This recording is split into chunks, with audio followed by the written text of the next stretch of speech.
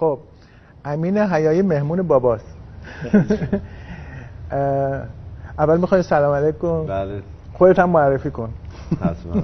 سلام و عرض ادب دارم خدمت بینندگان محترم برنامه 7. امین حیایی هستم در خدمت آقای بهروز افخمی عزیز. امین، من خب توی سن پترزبورگ بالاخره موفق شدم باید کار کنم. سعادتی بود که ما داشتیم. خواهش می‌کنم، لطف داری. چیزی که جالب بود برام این بود که البته با بازیگرای دیگه‌ای هم این تجربه رو داشتم.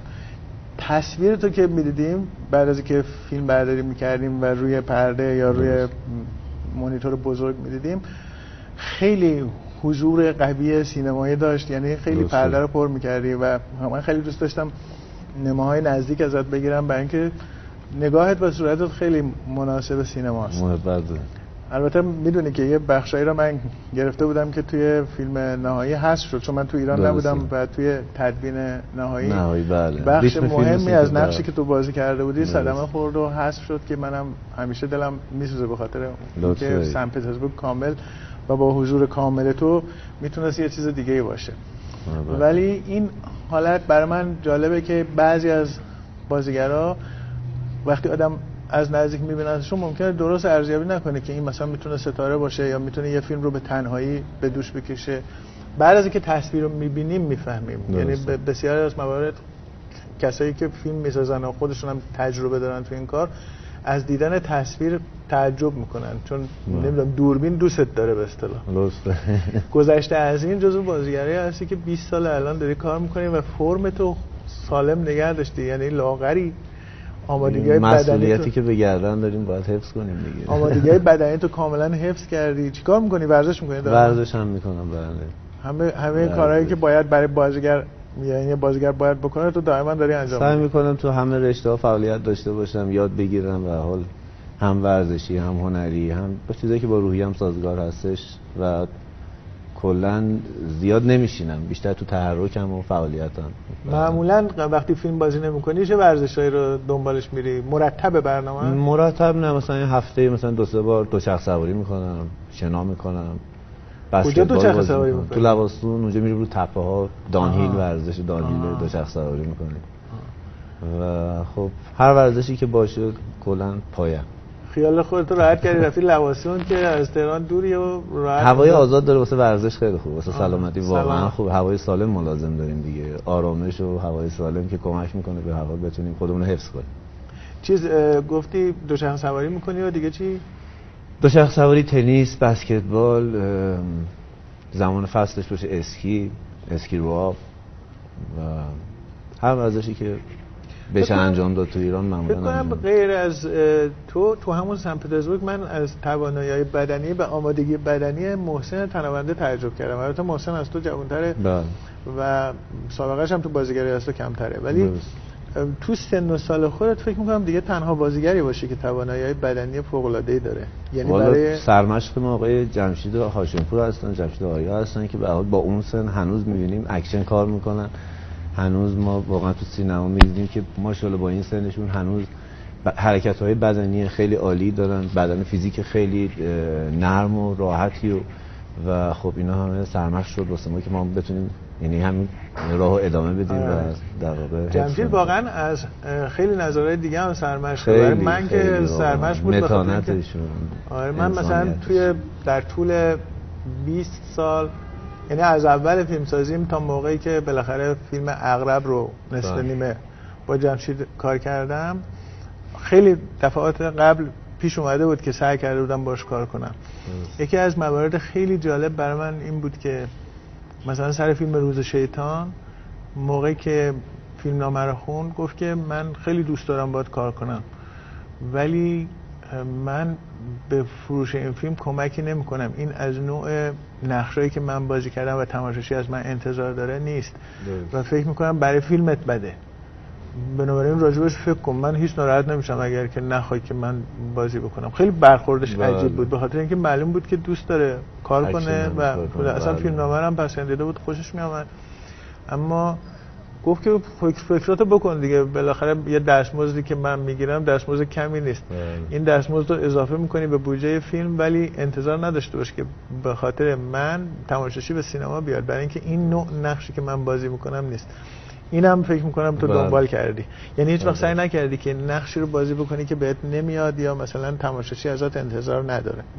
پیش نیامده به اون صورت، یعنی خب یعنی شده که به فیلمساز توصیه کنی که این کار رو به خاطر من که کسایی بیان سینما نکن چون تماشاچی از من چنین انتظار شده که مثلا تکراری بوده، لحظاتی رو احساس کردم که مثلا تکرار میشه یا نقش مثلا دوباره میخواد تکرار بشه. خب به کارگردان یعنی گفتم برعکس چیزی که جمشید یعنی گفتم که خب این نقش تکراری میشه یا مردم میگن که امین رو اومده همون نقش رو ایفا کرده، همون نقش رو بازی کرده، من همش از تکراری بودن دارم فرار میکنم. میدونی منظورم چیه؟ ببین مثلا ایشون دوست داشتن که مثلا اتفاقا همون اتفاق بیفته، یعنی در واقع تکرار بشه، تماشاچی انتظاری از من داره و مثلا آقای فردین که میگفتن مش نباید بخوره فیلمش نمیفروشه. همون حرفی که شریفی نیا مثلا چند وقت پیش داشت میزد توی همین برنامه، گفت که چه عیبی داره که بازیگری که توی نقش پسندیده شده و تماشاچی رو دوست داره اونطور ببینه همون نقش رو تکرار بکنه، هیچ عیبی نداره، این مطلب قابل سرزنش نیست.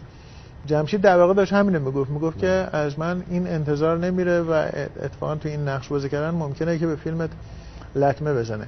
البته هر وقت نقش متفاوتی بازی کرده، مثل نقشی که مثلا تو فیلم مادر علی حاتمی بازی کرد، خانم میلانی، کاملا چیز بوده، متفاوت بوده و در این حال هم جذاب و قابل قبول بوده و حتی فکر می‌کنم تماشاچی‌ها تو اون نقش‌ها هم پسندیدنش. علاقه است دیگه، من احساس می‌کنم آدم دوست داره یه نقشه رو بازی کنه و اون نقشه بهش میشینه و این حس می‌کنم این نقشه به آقای آریا خیلی میومد. تو یه خورده هم اینجوری باز من یاد جمشید میندازی که به نظر میاد که هیچ اهمیتی نمیده به اینکه فیلمات مثلا یه پذیرش روشنفکرانه یا جشنواره‌ای و از این قبیل داشته باشه. به نظر میاد که فقط برات این مهمه که مردم فیلماتو بپسندن و دوست داشته باشن. وهله اول اون هستش، ولی خب هر بازیگری دوست داره بها تو کارنامه‌اش کار هنری داشته باشه، کاری داشته باشه که ارزش هنری داشته باشه.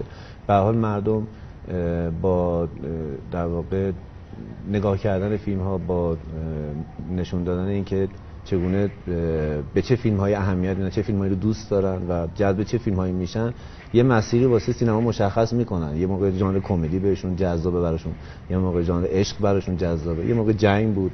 تو هر مرحله‌ای واقعا ما یه مدل فیلم‌هایی رو داشتیم که یه سری استارها واقعا اومدن و تو اون مراحل درخشیدن و عوض شدن. ولی خب من تمام تلاشم این بود که نقشم متفاوت باشه که بتونم تو هر ژانری یعنی بتونم کار کنم و یه نقشایی رو که یه خورده بیشتر به نظر میاد مثلا نخبه پسندتره، روشن فکر پسندتره، واقعا دنبالش واقعا قبول کردم. یعنی با حتی شرایط مالی کمتر و اومدم دستمزدم خیلی پایین‌تر قبول کردم که اون کارو انجام بدم، چون احساس کردم ارزش هنریش خیلی بالاست. و روی هم رفته چه چیزایی رو در نظر میگیری برای اینکه یه نقش رو انتخاب کنی؟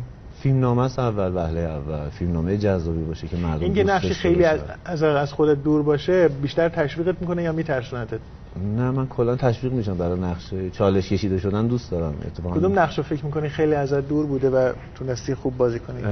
فکر کنم نقش خانم توی کار خانم تینا پاکروان که کار کردم، یه اپیزود از کارشون بود که اونجا بله فیلم خانم اپیزود سوم بله که در واقع دو تا دست نداشتم و تو همون شرایطم حالا بعد من خب مثلا 2-3 شب قبل از اینکه وارد مرحله فیلم برداری بشیم به نتیجه رسیدیم، صحبت‌ها رو کردیم و تموم شد و گفت فیلمنامه‌م اینه و رفتیم جلو دوربین و خب خیلی برام همون لحظات همش داشتم فکر می‌کردم به این آدمی که دست نداره چه شرایطی میتونه تو زندگیش باشه، همون رفتنش چجوری، دستشویی می‌خواد غذا بخوره، می‌خواد غذا بده به بچه، می‌خواد اصلا این حرکت هیچ کاری ازش بر نمیاد و همه کارا رو مادر خونه داره انجام میده و خب همه شرایطشو در نظر گرفتم و خودم جای اون شخصیت گذاشتم و احساس کردم که واقعا کار سختی بود، خیلی کار سخت و دشواری بود. خیلی نقش چشمگیری هم شد، خیلی میپسندیدن و بله باستابش خیلی خوب بود برام خیلی. و خب این تشویق‌ها باعث میشه که آدم بازم این کارها رو، این سبک کارها به در واقع پیگیر باشه و دنبال کنه. دیگه چی تو نقشای جدی اینطوری دیگه چی کدومو میپسندی؟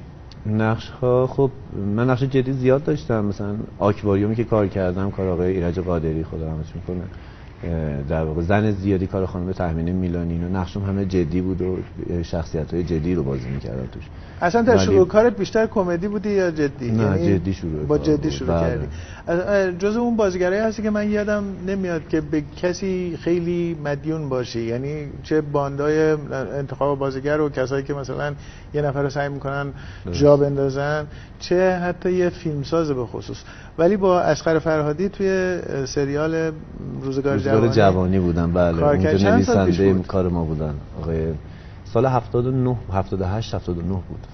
روزگار جوانی. یعنی چیزی حدود 16 17 سال پیش بود. و اون اصلا کسی از کارگردانی هست که فکر کنی بیش از کارگردانای دیگه بهش مدیونی، ازش چیز یاد گرفتی، در شروع کارت باعث شده که تو مثلا اون حرکت اولیه رو بکنی؟ آقای اصغر هاشمی واقعا خیلی هوامو داشتن تو کار، خیلی حمایت میکردن و آقای همایون اسدیان اون موقع دستیارشون بودن. اصغر هاشمی همایون دستیار دستیار آقای اصغر هاشمی بودن. فیلم‌های اولیه‌مو در واقع دو همسفر و خب آقای همایون اسدیان فیلم دوروی سکم، اونجا باز دستیار آقای متوسلانی بودن، اونجا باز همکاری داشتیم، کمک می‌کردن، هوامو داشتن. کار سوم سریال آپارتمان بود، باز با آقای اصغر هاشمی که دیگه همه اساتید حضور داشتن و منم اونجا فقط کلاس درسی بود که داشتم یاد می‌گرفتم، چون همه عوامل واقعا حرفه‌ای‌های الان و دهه گذشته سینمای ما هستن. و از کجا فکر می‌کنی دیده شدی؟ یعنی کدوم فیلم بود که باعث شد تو دیده بشی و تو ذهن همون سریال آپارتمان خیلی تاثیرگذار بود. یعنی وقتی اومدم بیرون، یعنی بعد از اون سریال همه تو خیابون منو میشناختن، چون یه آدم شخصیت خاصی داشت، موهای بلندی داشت. اون موقع موی بلند اصلا مجاز نبود، میگرفتن. یه بارم تو درکه ما رو گرفتن، می‌خواستن مامون عطر بزنن. گفت ما چرا انقدر بلنده؟ گفتم بابا من فیلم دارم، قراردادمو با خودم برده بودم درکه که یه موقع گرفتنم بگم آقا من دارم فیلم بازی می‌کنم، چون میگفتن میدونن تو خیابون موی بلند می‌دیدن. بله. و خب اون یادمه که اون فیلم خیلی، اون سریال خیلی تاثیرگذار بود و بیشتر مردم بیرون، یعنی میومدن بیرون، تو در جمع مردم حضور پیدا میومدم داخل میشدم، میشناختن، یعنی کاراکتر رو شناخته بودن، دیده بودن سریالو، براشون جالب بوده. و بعدش دیگه فکر می‌کنی بعد دیگه فیلم‌های سینمایی شد. کسانی که فکر می‌کنی خیلی به سیروس الوند خیلی تاثیر داشت. سیروس الوند خب چند تا فیلم باش کار کردم و واقعا خیلی بازیگر بیشتر به عنوان کسی که نقشو خوب می‌نویسه یا اینکه خوب کارگردانی می‌کرد. نوشتنش هم خوبه. نوشتنش هم خوبه بله، و خیلی خوب با من حال می‌کردیم با هم تو کار. یعنی واقعا اینقدر تشویق می‌کرد منو، خوشش میاد از پلانای من، ذوق زده میشد با پلانی که کار می‌کردیم. خب همین منو تشویق می‌کرد که کارمو هی سعی کنم بهتر و بهتر انجام بدم، اون چیزی که می‌خواد رو در واقع براش اجرا کنم. و نویسنده‌ای که مثلا شخصیت خوب و دیالوگ خوبی برات نوشته باشه چی؟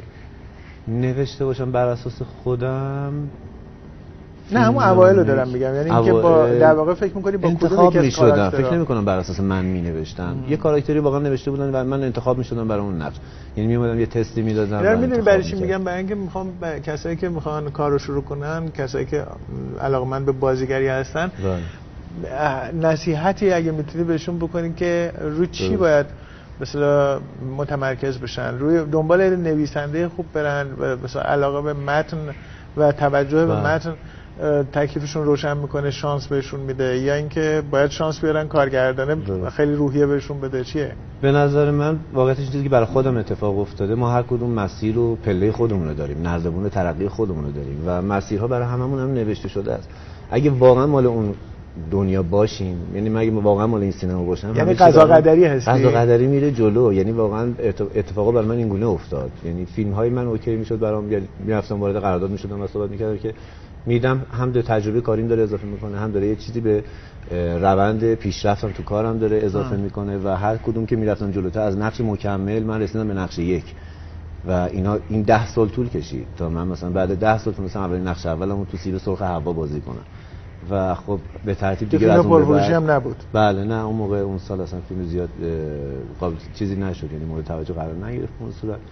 ولی خب برای من خیلی نقطه خوبی بود، نقطه عطفی بود برای من که نقش اول بازی کردم، حالا اومدم دیگه میتونم نقش یک بازی کنم و خب رو همه چی هم تاثیر میذاره این اتفاق، روی در واقع دستمزد تاثیر میذاره، روی روند کارهای بعدی، فیلمنامه‌های بعدی که میاد سراغ تاثیر میذاره. یعنی این قضیه قضا قدری جالبه، اینکه بالاخره اگه تو سرنوشت آدم باشه نردبون خودش رو داره. ما واقعا با هم حسادت فقط نباید بکنیم، یعنی بگیم که من بگم اون چرا اون فیلمو بازی کرد من نکردم، حسرتشو بخورم، چرا اون یکی داره این فیلمو بازی میکنه من بازی نمیکنم. این حسرت خوردنها اشتباهه. اینا فقط یعنی اون بازیگر رو از دور میکنه، یعنی فقط توقف براش ایجاد میکنه، بقیه پیشرفت میکنن میرن جلو و اون همون اندازه میمونه. ولی وقتی نردبون خودش رو اعتقاد داشته باشه، آدم بخواد حسادت نکنه باید همون قضا قدری باشه دیگه. یعنی بگه اگه قرار باشه برای من اتفاق بیفته بالاخره اتفاق مهرهاش چیده میشن. یعنی واقعا برای من همیشه اینجوری بوده، اتفاق افتاده من یه فیلم رو واقعا نشده برم و بعد دیدم که اصلا شاید این فیلم بازی می‌کردم اصلا به نفعم نبود، خوب نبود برام. یه فیلم‌هایی رو شده که رفتم دیدم چقدر به نفعم شده، چه اتفاق خوبی شده برام. خودت هم حسود نیستی؟ هیچ وقت حسادت نداشتم. معلومه، میدونم. یعنی بالاخره آدم میشناسه دیگه از رفتار. پله‌های خودم رو رفتم بالا، کاری نداشتم. بالا بقیه دوستانم همه زحمت میکشن ولی خب میدونم همه پله‌های ترقی خودمون رو داریم و باید اتفاقا کمک به هم بکنیم، رفاقت داشته باشیم تو کار. رقابت هم حالا تو پله‌های خودمون باشه، هر کی تو پله‌ی خودش نردبون خودش رقابت کنه، تندتر بره بالا، زودتر میخواد برسه. یعنی اگه بخواد نردبون اون یکی رو بکشه از نردبون خودش نمیتونه بالا بره. زیر پا خالی کردن وقتش تلف میشه، خودش از دست میده. لازم نتونه، اگه قرار نباشه بکشه نمیتونه بکشه. امکان نداره، اصلا نمیشه. آره. خب توی فیلمایی که گفتی اگه قرار باشه یکی رو انتخاب کنی کدوم رو انتخاب می‌کنی؟ کدوم نقش تو از همه بیشتر فکر می‌کنی خودت میپسندی؟ فیلمایی که خودم بازی کردم خیلی دوست داشتم، یکی بیداری رویاها بوده، کار آقای باشه آهنگر، نقشش اونجا خیلی دوست داشتم. خب فیلمنامه خیلی سختی، کار سختی بود و واقعا زحمت کشیدیم، ولی خب تو جشنواره داورا گفتن که چون سیبیلم یه جا مثلا که آویزون بوده داشتم گریه می‌کردم، گفتن حواست به گریمت نبوده، ما اونجا امتیاز ازت کم کردیم، جایزه رو بهت ندادیم. در اصلی که من خودم فکر می‌کردم اتفاق خیلی خوبی برام کار می‌افته. فیلم شب آقای رسول صدرعاملی بود که واقعا یک نقشه بود که واقعا دوست داشتم. خب در کنار دو تا استاد بزرگ که آقای عزت الله انتظامی و آقای خسرو شکیبایی که خدا رحمتش میکنه در خدمت این اساتید بودم و اونجا باز واقعا لذت می‌بردم از کار. واقعا این کارهایی بود که واقعا توش از لحظه‌اش لذت بردم. عوامل حرفه‌ای بودن، تیم حرفه‌ای بوده و همه چی هم درست پیش رفته و خب کار ناردون که الان اکرانه اونو خیلی دوست دارم و نقش فوق متفاوت و اصلا یک تجربه دیگه بود برام و سعی کردم اصلا کاملا سعی کردم یکی دیگه باشم و هیچ کدوم از تجربیات قدیمم رو استفاده نکنم، فقط اون چیزایی که تکنیکی یاد گرفتم در اختیار بذارم و تا اونجایی که میتونم از خودم دور باشم که این نقش برام اتفاق بیفته و بازی رو قبول کنم در واقع دوستان. و اونجایی که پریدی توی آب دماغت شکست، استخوان دماغت نه پوست دماغم بلند شد. گرفت به کف. من فکر کردم تا زانوه ولی تا مچ پا بود. بعد به نیت تا زانو شیرجه رو زدم رفتم دیدم خوردم کف آب، دماغم کشید سایده شد به کف، پوستش بلند شد.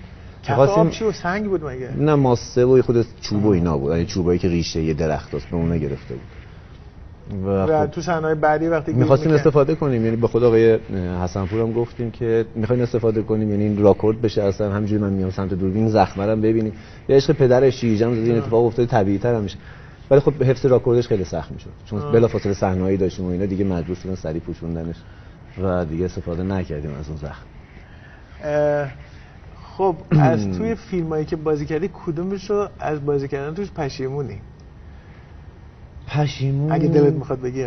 آره نه پشیمون بگی، هر کدوم واقعا یه تجربه یه درسی به من دادن و هر کدوم برای من یه خاطره بوده. واقعا اگر خود صحنه‌اش برام لذت بخش نبوده پشت صحنه‌اش لذت بخش بوده.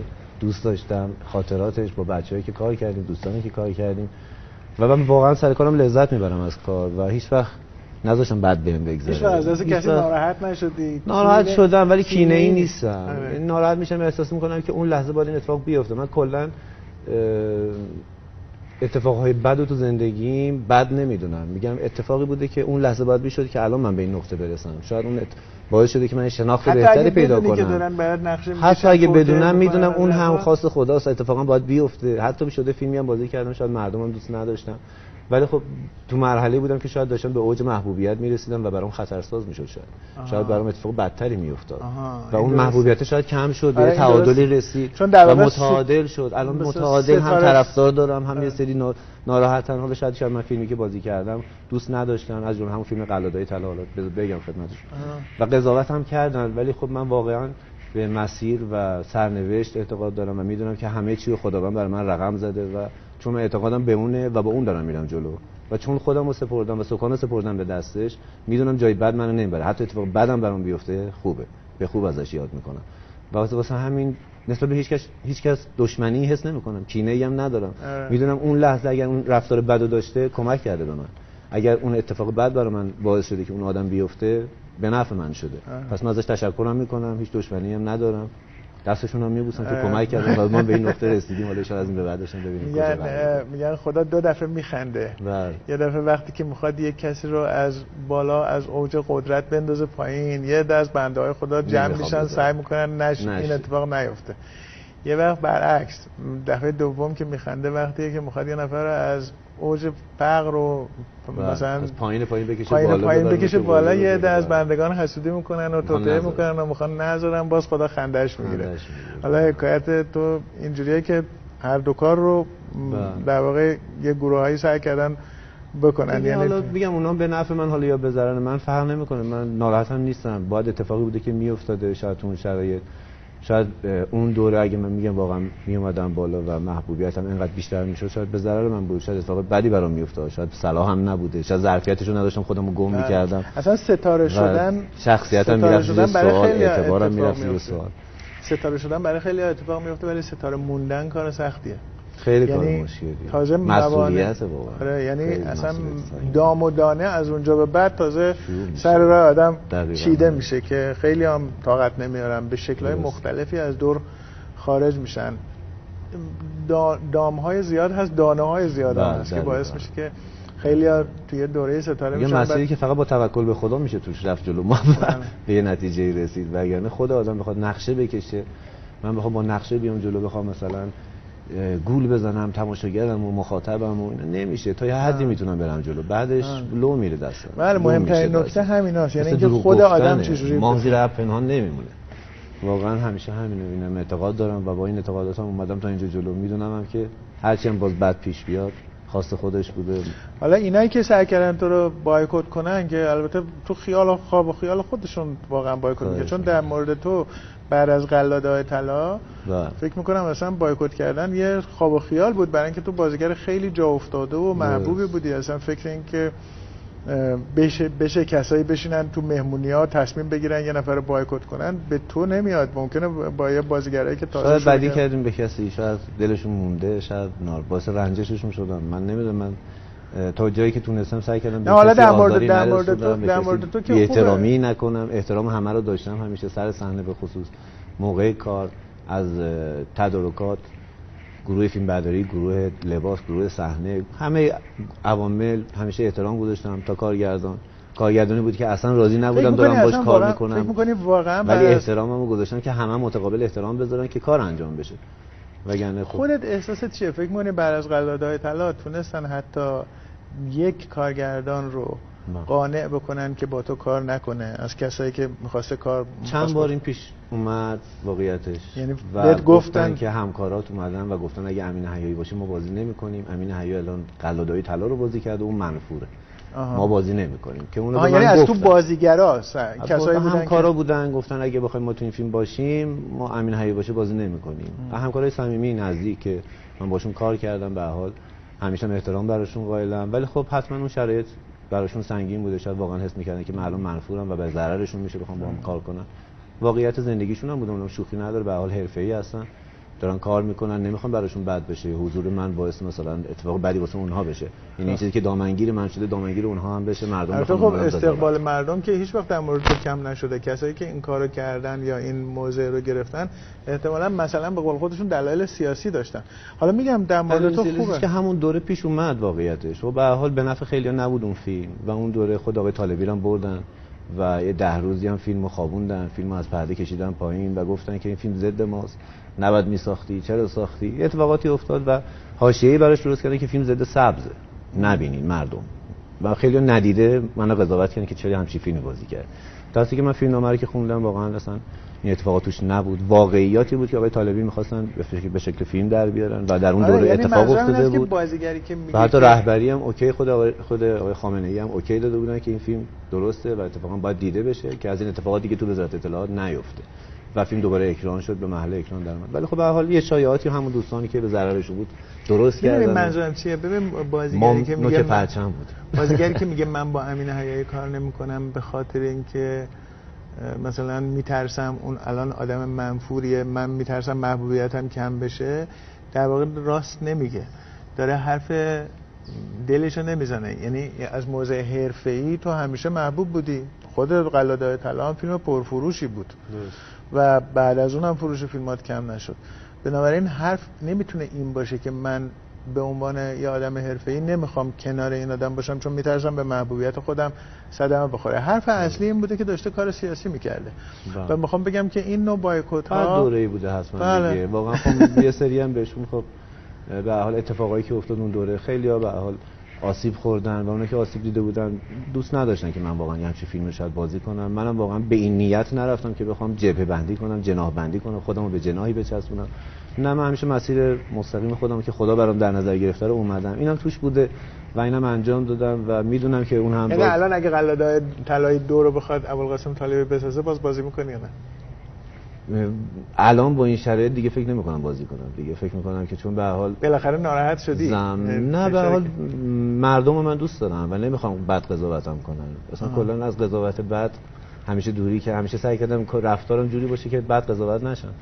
فشار همکارا بی تاثیرم نبوده. به هر حال فشار آدم توقع نداره از همکار خودش فقط اینجوری برخورد کنه. همکاری که این هم باش ارتباط خوب داشتی، کار کردی با هم، به هر حال احترام به کار هم گذاشتیم و به هر حال اینها رو خب توقع نداشتم. ولی خب بعد فکر کردم دیدم که اونها هم حق داشتن، حق بهشون دادم و بخشیدمشون و امیدوارم اونها هم اگه از من دلرنجی دارن، رنجشی دارن، ببخشن.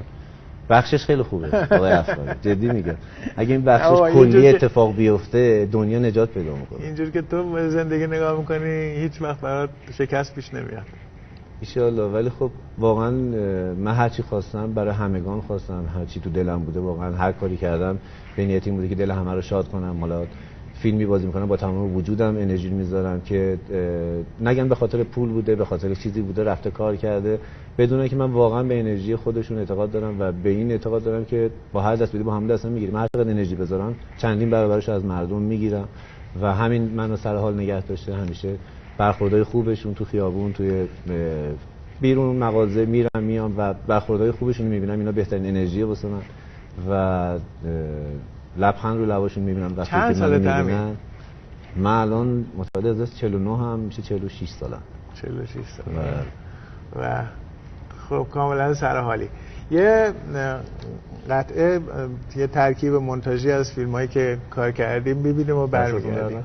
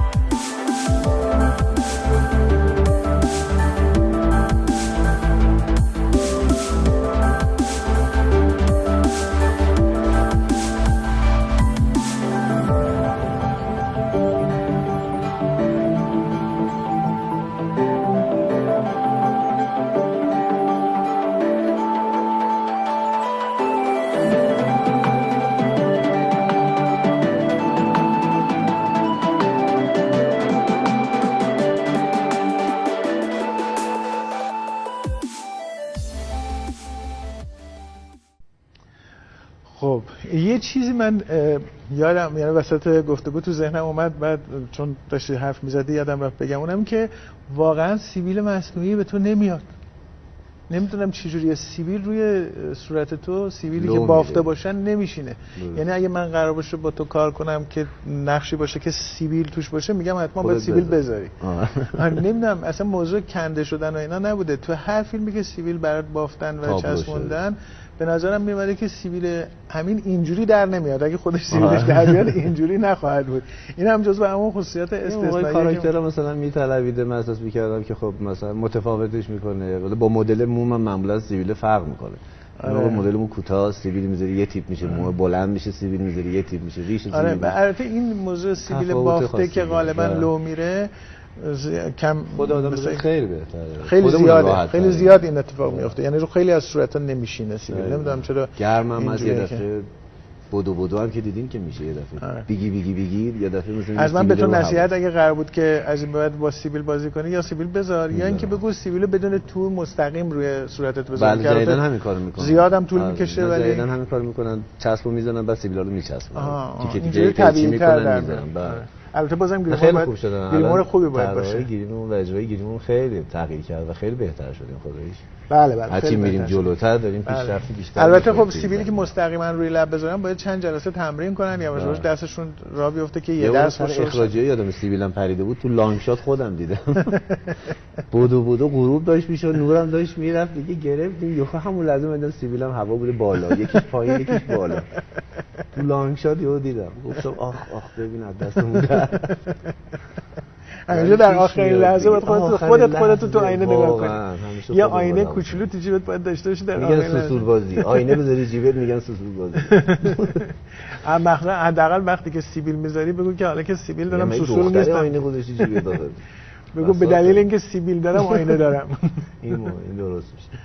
خب داری چیکار میکنی الان؟ چه فیلمی قرار بازی کنی؟ در حال حاضر قرارداد فیلم شعله‌ور رو بستم کار آقای حمید نعمت‌الله که بعد سالها بالاخره اتفاق افتاد که بتونیم کار کنیم، در خدمتشون باشم. فیلمنامه خیلی جذابی داره، متن فیلمنامه بدون دیالوگش رو برام فرستادن خوندم، خیلی جالبه و یکی از کارهای خیلی خاص، نقش خیلی متفاوتی تا حالا بازی نکردم این نقشو. حمید نعمت‌الله از اون فیلمسازایی که همه دوست دارن باهاش کار کنن، این مدلی این نقش. ولی خب خیلی خودشون واقعا یعنی سناریو هم نمیداد باهاش کار نباشه با شما که واقعا لذت بردم تو کار، واقعا همون کوتاه بود ولی واقعا حضورتون وجودتون خیلی نقش بامزه‌ای بود، خیلی طنز زیرپوستی که داشت. اصلا یه قاتلی که معلوم نیست از کجا پیدا شده، جدی بود کار اول من فکر خیلی کار جدی، بعد دیدیم چه طنزی شدی اصلا یهو شیرین شد ماجرا. خیلی داستانش جالب بود. من طنز اینجوری خیلی میپسندم، طنزی که تو موقعیت به وجود بیاد. یه جور طنز دیوانه‌واری بود. بله. یه خورده کار حمید نعمت‌الله هم تو بعضی از کاراش یه جور طنز دیوانه‌وار داره بله. که هم میپسندن. یعنی میگم حمید از اون کساییه که اگه سناریو هم نده به آدم، بازیگرا همه دوست دارن باهاش کار کنن. همین به تلفن کنه بگه میخوام یه فیلم بسازم بیا. بله. واقعا کار بوتیکشون رو من دیده بودم، خیلی دوست داشتم. رضا واقعا اون تو آقای گلزار خیلی خوب بود اون تو فیلم و همیشه به خود رضا میگفتم که این بهترین فیلمات بوتیکه به نظر من. یکی شام آخر بود، اونجا خیلی دوستش داشتم، کار آقای جیرانی و این کار بوتیکش رو خیلی. آرایش غلیظ هم خیلی فیلم عجیب و غریبه. آرایش غلیظ کاری که شما مال حمید نعمت‌الله، مال حمید نعمت‌الله اون ندیدم. نه اون متاسفانه ندیدم. فهمیدم ولی جشنواره کلی جایزه گرفت. یه طنز دیوانه‌واری داشت. بله. خانم زارعی مثل که بازی کرده بودن یادم. خیلی بازی کردن. بله. چیز یه محصول مشترک با امریکا می‌خوایم بسه کار کنیم. صحبتاشو کردیم، حالا یه سفر به امریکا داشتم، والا بعد اونجا دوستانی رو دیدم که حالا دوست دارن حالا یه کار مشترک با ایران داشته باشن، فیلم سینمایی و حالا دارم صحبتاشون می‌کنم ببینم کی قراره کار کنه. هنوز چیز هنوز کارگردان معین نیست، مشخص نشده. من پرودیوسری پیدا کردم در ممکنه یعنی کارگردان امریکایی باشه. کارگردان من ترجیح میدم ایرانی باشه، یعنی من گفتم تیم از ایران باشن، تیم فیلمساز، یعنی کارگردان و بازیگر، حالا مثلا عوامل حالا فیلم برداری و نور و صدا و اینا دیگه. کمدیه یا جدیه؟ فیلم طنزه. حالا ان شاء الله اتفاق بیفته. تو 3 قسمت هم هست، یه بخشش ایرانه، 2 بخشش اونجا میشه امریکا میشه. یعنی از اون نوع فیلمایی که در واقع میشه بعد دیگه ادامهش دیگه امریکاست و در واقع اتفاقاتی واسه این تیم میفته که حالا رفتن امریکا. با وقت نوع فیلمیه که رو بازار ایران حساب میکنه یا تو امریکا میتونه اونجا جواب بگیره، یعنی بازارش میتونه بین المللی باشه. زبان اصلیش چیه؟ زبان اصلیش فارسیه. ولی خب ما در واقع با یک آدم امریکایی طرفیم که حالا اون انگلیسی صحبت میکنه، مترجم داره، با ما در ارتباطه و این اتفاق. فیلمنامه نوشته شده کامل، دیالوگش رو نوشتیم، آماده کردیم، دیالوگ نویسی نشده هنوز.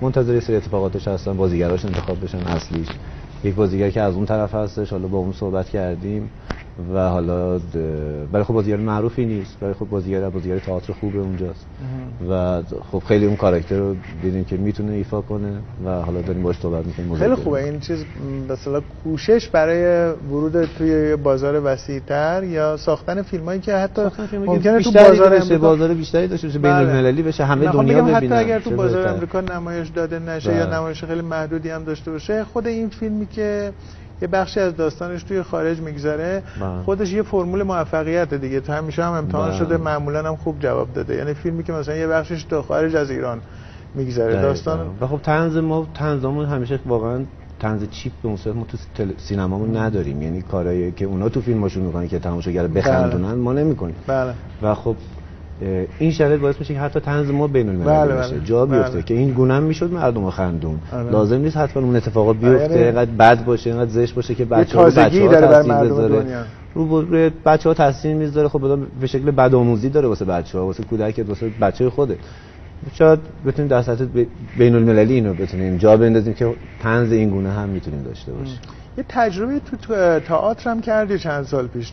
بله، همون سالی که من داشتم اون تئاتر کار می‌کردم گفتن امین حیدر داره قلادارو چون بازی کرده منفور شده، بهش کار نمیدن، رفته داره تئاتر کار می‌کنه. ولی خب همون سال من واقعا یه کار عجیب غریبی بود، اصلا اون کار واقعا یه اتفاق خاصی بود. بله، اصلا یه برنامه برای کنسرت موسیقی داشتم که اون رو تبدیل کردم به یک نمایش.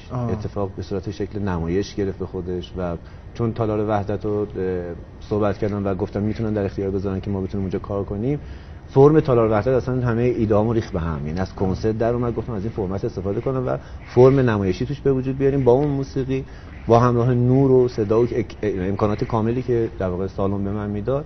تفکراتم ریخت به هم و عوض شد و داستانو شروع کردیم دوباره نوشتن و خب به کمک یکی از دوستان صمیمیم امیر آسانی که واقعا کمک کرد، از کارگردان تئاتر جوونه و تازه‌کاره و خوب داره کار میکنه، تئاترش میبره جشنواره‌های خارج، موفق هم هست تو کارش. خیلی بهم کمک کرد، کنارم بود، عوامل رو معرفی کرد بهم، عوامل فرم، نور، صدا که حالا پسردای خودم بود، ولی خب بقیه عوامل رو خب خیلی کمک کرد که آدم‌ها رو پیدا کنم و بتونیم اون تئاتر رو جمع کنیم و یه نمایش موزیکال و همراه با ویژوال افکت بود. آره، چیز غیر منتظره‌ای بود. کار خاصی شد. خیلی دیگه خیال نداری کار تئاتر ادامه بدی؟ اون کارو دارم احتمالاً میگم برای همین تو امریکا دارم حالا اتفاقشو ببینم چه جوری میشه، بتونیم اونجا اجرا بریم، همون کارو یه اجرای اونجا داشته باشیم. بله خیلی خوب میشه چون کار خیلی خاصی شده و اینجا خب دوستان ارزشیاب وقتی دیدن گفتن سطح توقع مردم رو تو داری با این کار میبری بالا. یعنی تا بعد از جواب نمیگیره زیاد. بعد از اون تالار وحدت دیگه اجرا نداشتیم. نه ایران نه خارج.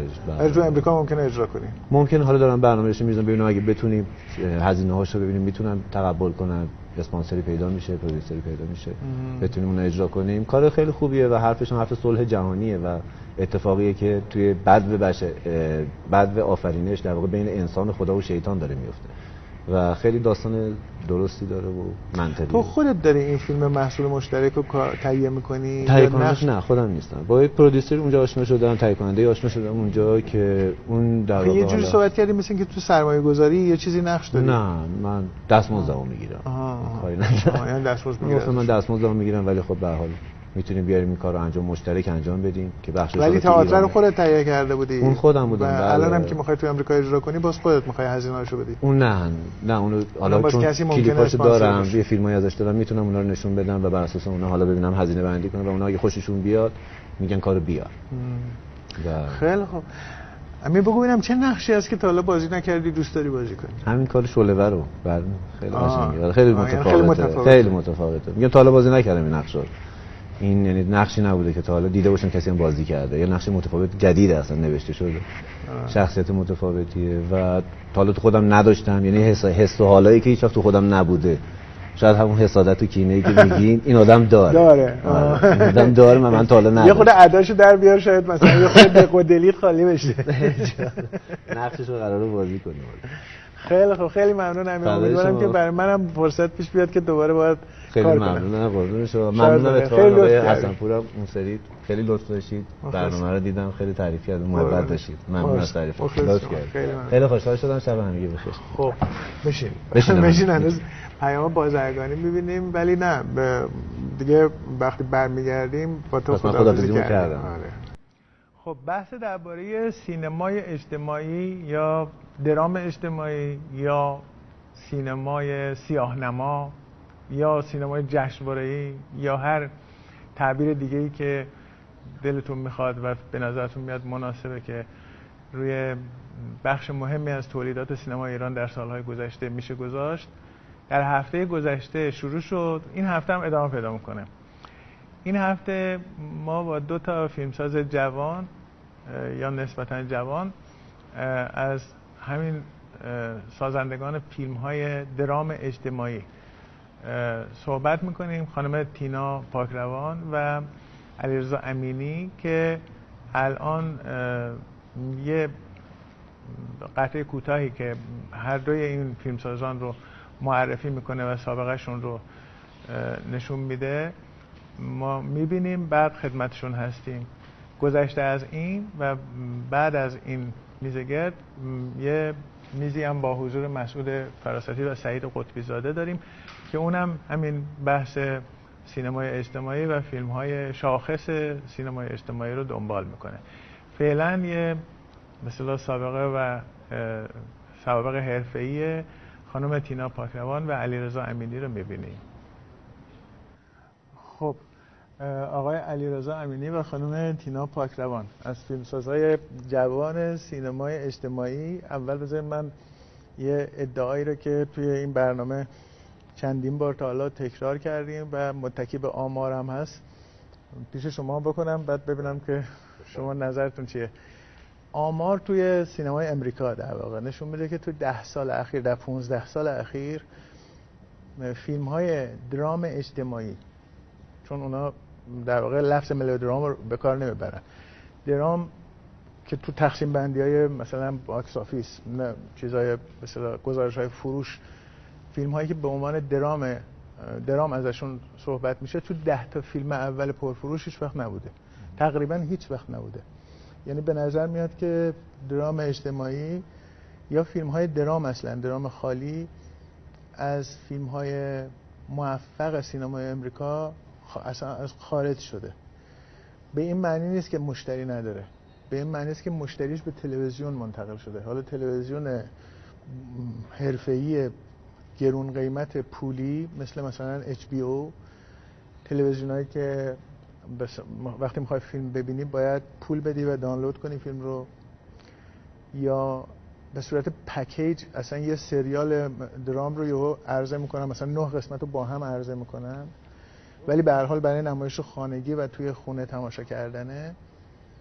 اینا بازار رو به خودش منتقل کرده. یعنی الان دیگه فیلم روی پرده نمیبینیم که درام باشه، اگر هم ببینیم یا درامی است که مثلا ورزشیه، یا درامیه که مذهبیه، مثلا کلیساها ازشون حمایت میکنن. درام به طور خالص اون نوعی که مثلا تو سینمای امریکا فرض کنید 50-60 سال پیش ساخته میشد و 30%-40% فیلم ها رو تشکیل میداد، الان دیگه تقریبا نیست.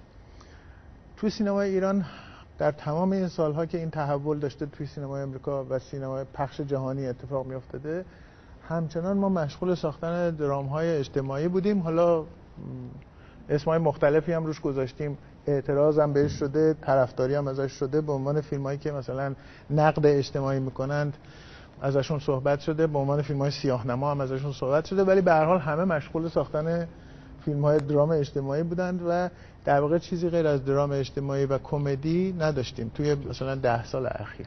حتی کمدی هم کمدی اجتماعی به هر حال، بیشتر کمدی‌های اجتماعی بوده، یعنی یه جنبه اجتماعی داشته. حالا من میخوام بگم که با این ادعا اصلا چطورید؟ نظرتون چیه درباره اینکه درام اجتماعی داره از پرده سینما میفته؟ یعنی به نظر میاد که توی ایران هم در آینده باید بازار نمایش خانگی رو در نظر داشت برای تولید فیلم‌های درام اجتماعی. هر کدومتون که صلاح میدونید.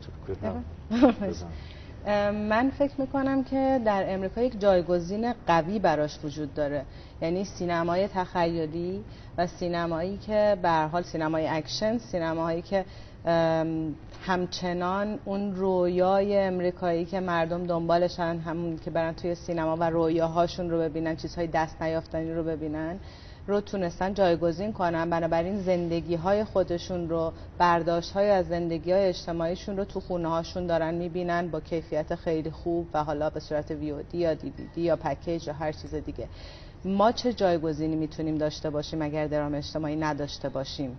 لابد باید بالاخره فیلم‌های اکشن، فیلم‌های کودکان، فیلم‌هایی که معمولا همه جای دنیا درست میکنن. فکر میکنم که انقدر باید صنعتمون درست سر جاش قرار بگیره به لحاظ اقتصادی که ما بتونیم نزدیک شیم حتی به یک بخشی از سینمای اکشن اون، یعنی علمی تخیلی و اینها که فکر میکنم خیلی دوریم برای نزدیک شدن بهش. هنوز سینمای ما بازگشت سرمایش در همین اتفاق خیلی معمولی که وجود داره حقیر و کمه که جای تردید داره. یعنی هنوز ما به عنوان تهیه کننده با تردید میریم سینما فیلم میسازیم که مردم ببینن. بنابراین این که بخوان ریسک کلام بکنن در جایی که سینما به تعداد کافی نیست و نوع تبلیغ به گونه‌ای نیست که همه آدم‌ها بتونن بیان سینما و بتونن بهره برداری کنن، بنابراین بازگشت سرمایه وجود داشته باشه.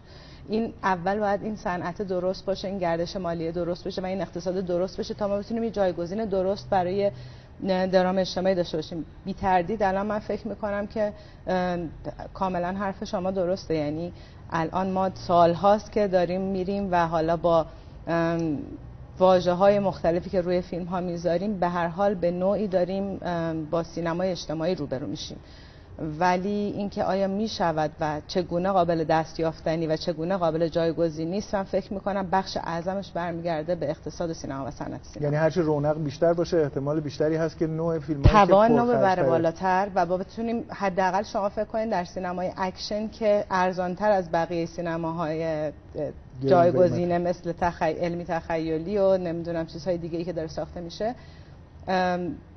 از بین بردن ماشین و تصادف و ریتم تند و داشتن چندین دوربین سر صحنه، اینا برای سینماگر ایرانی تقریبا رویا داره میشه. یعنی اینقدر گران این صنعت در ایران و بازگشت سرمایه سخت و دور از ذهن که فکر میکنم خیلی دوره از ما اگه بخوایم به اونجا. البته الان وقتی مثلا یه فیلم 15-17 میلیارد تومان فروش میکنه، اگه تهیه کننده زرنگ باشه و فکر کنه که سال آینده باید یه تنوع بیشتری توی سینما ایجاد کنه، میتونه روی خرج کردن 7-8 میلیارد تومان حساب بکنه برای یه فیلمی که صورت کاملا تازه‌ای این گردش باید سر جاش قرار بگیره. الان من فکر میکنم با یک اتفاقی که ما یک پرش خیلی خوب داشتیم در فروش از اول امسال و فروش ها واقعا درخشان بود، اما این ثبات آیا وجود خواهد داشت و این نمودارها آیا بستگی به خود تهیه کننده نداره؟ یعنی اگه تهیه کننده جرئت نداشته باشه که 10 میلیارد تومان خرج کنه، خب طبیعتاً فروش تو سال آینده ممکنه حتی فروش امسال هم نباشه.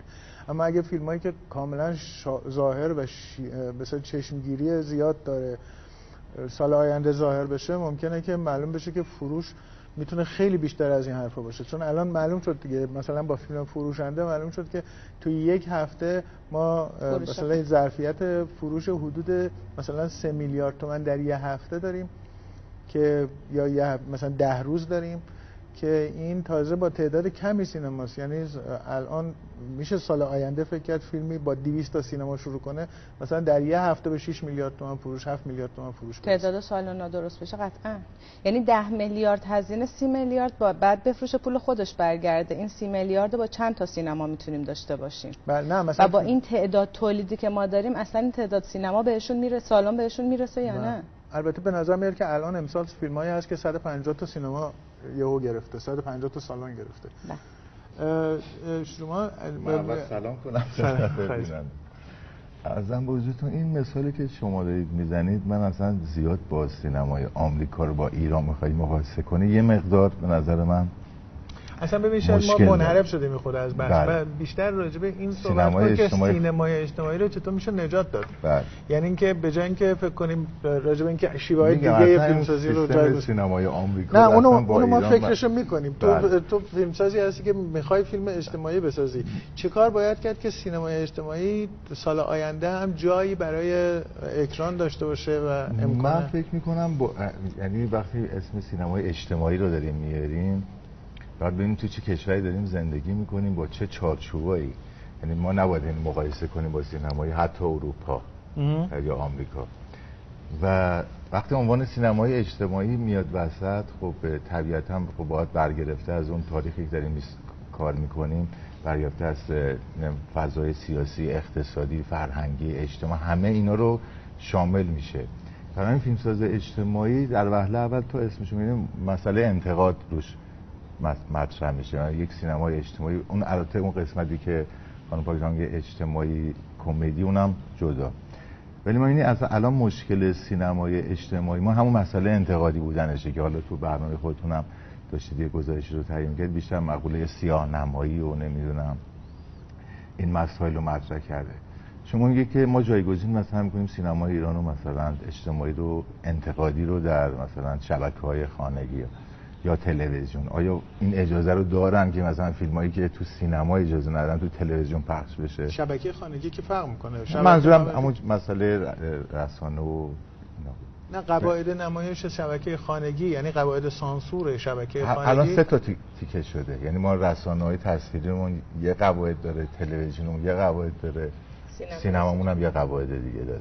یعنی شما نمیدونی الان با چه سیستمی کار کنید. آقا بالاخره یک نه ببین مسئله دقیقاً اینه. ببین ما سینمای اجتماعی رو، من مدعی هستم که سینمای اجتماعی در سال 92 بله 92 93 در واقع سینمای ایران رو به طور کلی کشت.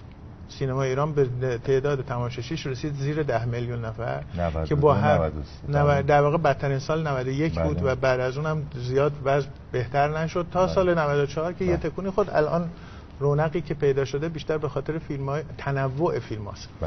من ادعام این است که سینمای اجتماعی و تداوم تولید سینمای اجتماعی با هر تعبیری که می‌خوایم ازش صحبت بکنیم عملاً باعث شد که سینمای ایران به طور کلی نابود بشه. یعنی به حدی رسید سال 93 الان یعنی در واقع به حدی رسید که میشد گفت سینمای ایران مرده. زیر 10 میلیون تماشاچی برای کشوری که 80 میلیون جمعیت داره و 100 تا فیلم مثلا 70 80 تا فیلم داره تولید میکنه، یعنی مرگ سینما. حالا صحبت از این است که سینمای اجتماعی چطور میتواند نشون بده که میتواند جایی داشته باشه در سالهای آینده. من به نظر من اگر مقوله سانسور تو سینمای اجتماعی برداشته بشه خیلی حرف واسه گفتن هست و اجازه میده چه حرفی رو که مردم قرار بوده مثلا بزنن رو پرده دارن میبینن. ببین مثلا یکی از بحث‌های اصلیش اینه، اگر الان این یک فیلمایی رو دارن مطرح میشه، حرفی رو که مردم قرار بوده بزنن و دوست دارن بشنون یا ببینن تو سینمای اجتماعی داره مطرح میشه و دیده میشه و شاید یک بخشش اعظمش این مثلا باشه. فیلم خودت چقدر فروش کرد؟ مثلا انتهای خیابان هشتم. انتهای خیابان هشتم خب یکی از مشکلات ما نزدیک 16 ماه این فیلم درگیر توقیف و سانسور بود. نه موقع نمایش چقدر فروش کرد؟ بعدش این فیلم اومدن عید اکران کردن و بالای 1 میلیارد فروش کرد اون دوره. یعنی چقدر تماشاچی؟ 1 میلیارد به 200,000 نفر میرسه؟ نه همون دوره‌ای که شما می‌فرمایید که سینمای بله صحبت ببین نکته همینه. ولی اگه الان فکر می‌کنن اگه الان اکران بشه الان فیلم زیر 4 5 میلیارد نداریم. چرا نه داریم. امسال فیلم‌هایی داریم که درست تو همین مایه‌های در واقع فیلم اجتماعی تلخه، یعنی فیلم اجتماعی که هیچ جنبه کمدی نداره داریم. تو 6 ماه اول داشتیم و فروشش زیر 2 میلیارد بوده. نه ما داریم در مورد سینمایی صحبت می‌کنیم که اصولش رو رعایت کرده. نه مثلا ساخته انتهای خیابان هشتم مثلا با خشم و هیاهو قابل مقایسه هست؟ خشم و هیاهو رو دیدی؟ بله. خشم و هیاهو به فروش به 2 میلیارد نرسید.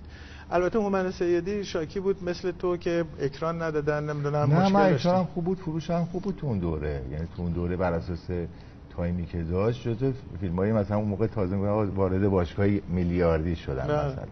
جزو فیلمای خوب بود ولی تعداد تماشاچی کم بوده. ببین که تعداد تماشاچی انقدر کم شد که میشد گفت که تمام سینما در طول سال به اندازه 2 تا 3 تا فیلم کمدی فروش الان میکنه. خب مثلا همین الان رو داریم صحبت میکنیم، پس نمیتونیم بگیم الان افت کرده. الان ما 2 تا فیلم خوب داریم، لانتوری و فیلم فروشنده. اینا فیلمای شیرینی هم به نظرتون؟ نه هر 2 تا فیلم توجیهات دیگه. البته فیلم مثلا ابد و یک روز یا جنبه‌های کمدی داره. خب نه اون که میگم صرفا وقتی که تو از این قهرمان داره. ببین یعنی کسانی که منفعل نیستن، تغییر دهنده موقعیتن حتی در بدترین شرایط. خب پس راهکار پیدا شده دیگه، یعنی قهرمان. بله ما داریم درباره فیلم‌های صحبت می‌کنیم که آدم‌های منفعلی رو در محیطی نشون میده که محیط هیستریکیه، هیچ هم جنبه طنز توش نیست. یعنی مثلا مثل خود انتهای خیابان هشتم. تو انتهای خیابان هشتم یک لحظه طناز ما نمی‌بینیم. یعنی تمام مدت فیلم ما احساس می‌کنیم آدم‌ها گرفتارن و گرفتارتر از اینن که حتی بتونن یه لحظه مثلا به یه جنبه‌ای که بتونه حتی یه ذره طنزآمیز باشه فکر بکنن. مثلا الان شما فروشنده لبخند میاد تو لبتون. ببین بحث فروشنده کاملا جدا. منظورم که بستگی به سوژه داره. نه اتفاقا حالا از یه نظر قابل مقایسه است. هر دو فیلم داره موقعیت کاملا استثنایی رو طرح میکنه که قابل تعمیم هم نیست. یعنی موقعیتی است که در یه وضعیت خیلی استثنایی ممکنه پیش بیاد.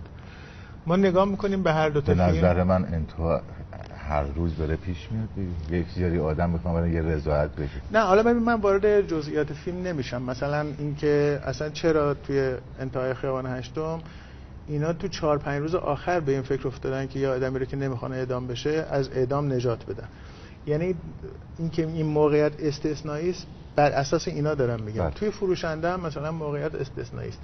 اگر خود فیلم مدعی نباشه که این موقعیت رو باید تعمیم داد و به صورت یه نگاه اجتماعی، یه نقد اجتماعی در آورد، عیبی نداره. میگیم که یک فیلمی که باید سرگرم بشیم، یه موقعیت خاص، یه موقعیت بحرانی برای یک نفر آدم پیش اومده، هیچ هم قابل تعمیم نیست. حالا دیگه فقط بستگی داره به اینکه فیلمساز چقدر قصه گویی بلده، چقدر فیلمشو خوب ساخته.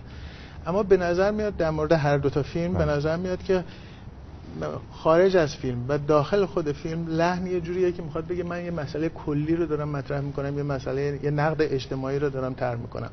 و به نظرم حالا در مورد فروشنده مسائل استثنایی تری باعث شده که فروش کنه، یعنی فروش خیلی زیادی بکنه.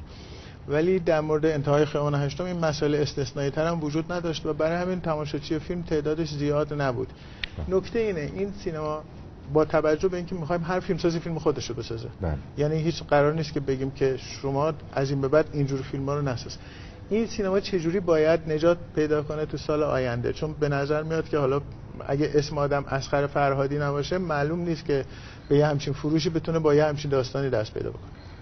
چیزای دیگه هم چیز بوده، ملاک بوده. ببینید شما سال 92 93 ما این مجتمع‌های سینمایی که تعدادی سینما دارن رو نداشتیم. اینا بیشترین جذب مخاطب رو دارن میکنن. ما اطلاع رسانی به مخاطب نداشتیم درست. یعنی واقعا مردم در جریان اکران سینما نبودن. یعنی نمیدونستن چه فیلم‌هایی روی پرده است. این فیلم‌ها چی ان، چه حرفایی رو دارن میزنن. الان با وجود فضای مجازی و با وجود تبلیغات مردم دارن میفهمن چه فیلم‌هایی روی پرده اومده و جذب میشن که برن ببینن. ممکنه هر کدومشون خودشون رو توی بخشش پیدا کنن یا براشون جذاب باشه برن ببینن. برای دیدن بهشون احترام گذاشته شده، یک فضای مناسب، یک سینمایی که حالا میتونن بغلش تفریح هم داشته باشن، بغلش غذاشون هم بخورن، دارن میتونن برن فیلم‌ها رو ببینن. اینا بی تأثیر در تعداد مخاطب رو بالا بردن نیست. ببین اولا من فکر می‌کنم که هر فیلمسازی رو با وجود اینکه میشه توی دسته‌بندی فیلمسازهای اجتماعی گذاشت، با فیلمساز دیگه باید تفاوت گذاشت. مثلا فیلم شما که من دیدم در نیمه شب اتفاق افتاد، فیلمیه که جنبه‌های طنز داره، آدم‌هایی رو داره که قهرمانند، یعنی میخوان موقعیتشون رو تغییر بدن. یه جور شوخ طبعی و ملایمت توی نگاه کردن به داستان وجود داره که باعث میشه که فیلم احتمالاً انتظار فروش خوب و استقبال تماشاچی هم انشالله داشته باشه. اما وقتی میبینیم مثلا فیلمسازی مثل علیرضا امینی میخواد فیلمی بسازه، یا در گذشته حتی، حالا من نمیدونم بعداً میخواد چیکار کنه، ولی در گذشته فیلمی ساخته که تلخه و دلداری هم نمیده و توی موقعیتی هم هست که حالا میخواد مثلا سال دیگه هم یه همچین فیلمی بسازه. اگه بهش بگیم چون به سینماها مثلا پردیس شده، شیک‌تر شده، به تعدادش بیشتر شده، احتمالاً این دفعه موفقیت بزرگی خواهید داشت، به نظرم داریم بی خودی دلداریش. نه من اصلا منظورم این نبود. میگم این کمک میکنه به اینکه بیشتر بشه، ولی الزاماً هنوز هم قصه داره. دقیقاً ما دنبال راه حلایی میگردیم که برای فیلمسازی که میخواد همچنان فیلم شخصی خودش رو بسازه. این فضای همین تعدد سینما و در از تنوعی که در فیلم‌ها که شما فرمودید، این باعث شده که فروش. والا مثلا یک فیلمی مثل زاپاس که فیلم رو من خیلی دوستش دارم، اگر 3 سال پیش بود من فکر نمی‌کردم 500-600 تا بیشتر، ولی الان دیگه نگاه کردم نزدیک 5 میلیارد رفته، خیلی خوشحال شدم. این تنوع فیلم‌ها، این مخاطبی که با سینما در از آشتی کرده، فضایی که ایجاد شده، این لانتوری شاید 3 سال پیش اکرام می‌شد، این اتفاق واسش نمیافتاد با این موضوع. من نگرانی آقای افخمی رو میفهمم. الان مردم با سینما آشتی کردن، حالا چی بهشون بدیم؟ الان بحث اینه، حالا چی قراره بهشون بدیم؟ فیلم‌های سال 91 رو هم اگه دوباره اکران کنیم یا مثل اونا بسازیم، آیا فروش میکنه؟ من شک ندارم فروش میکنه. من شک ندارم فروش. خب الان ما یه آیتمی رو میبینیم که صحبت با چند تا آدم متخصص، روانشناسا، جامعه شناسایی که صحبت میکنن درباره همین فیلمایی که به اصطلاح به انتقاد اجتماعی یا فیلم درامای اجتماعی معروفن و اغلبشون هم توی این موضع هستن که اصلا این فیلم ها تخصصی نیست، از یه دیدگاه به اصطلاح کارشناسی برخورد نکرده با موضوع و هیچ معلوم نیست که اصلا ارزش انتقادی داشته باشه. طور بابایی‌زاد رو گوش دادی که چی گفت؟ دکتر بابایی‌زاد اونی بود که گفت که بسیاری از مسائلی که این کاراکترها توی فیلم ها دارن در واقع دلایل ژنتیک و جسمانی یا در واقع ارثی داره که توی فیلم ها غالبا بهش رسیدگی نمیشه.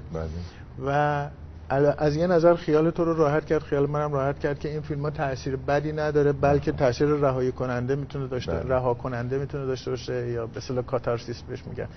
یعنی نشون دادن یه موقعیت خشن و خطرناک و نمیدونم تلخ و اینها ممکنه حتی باعث بشه به اصطلاح بعضیا دلشون خنک بشه.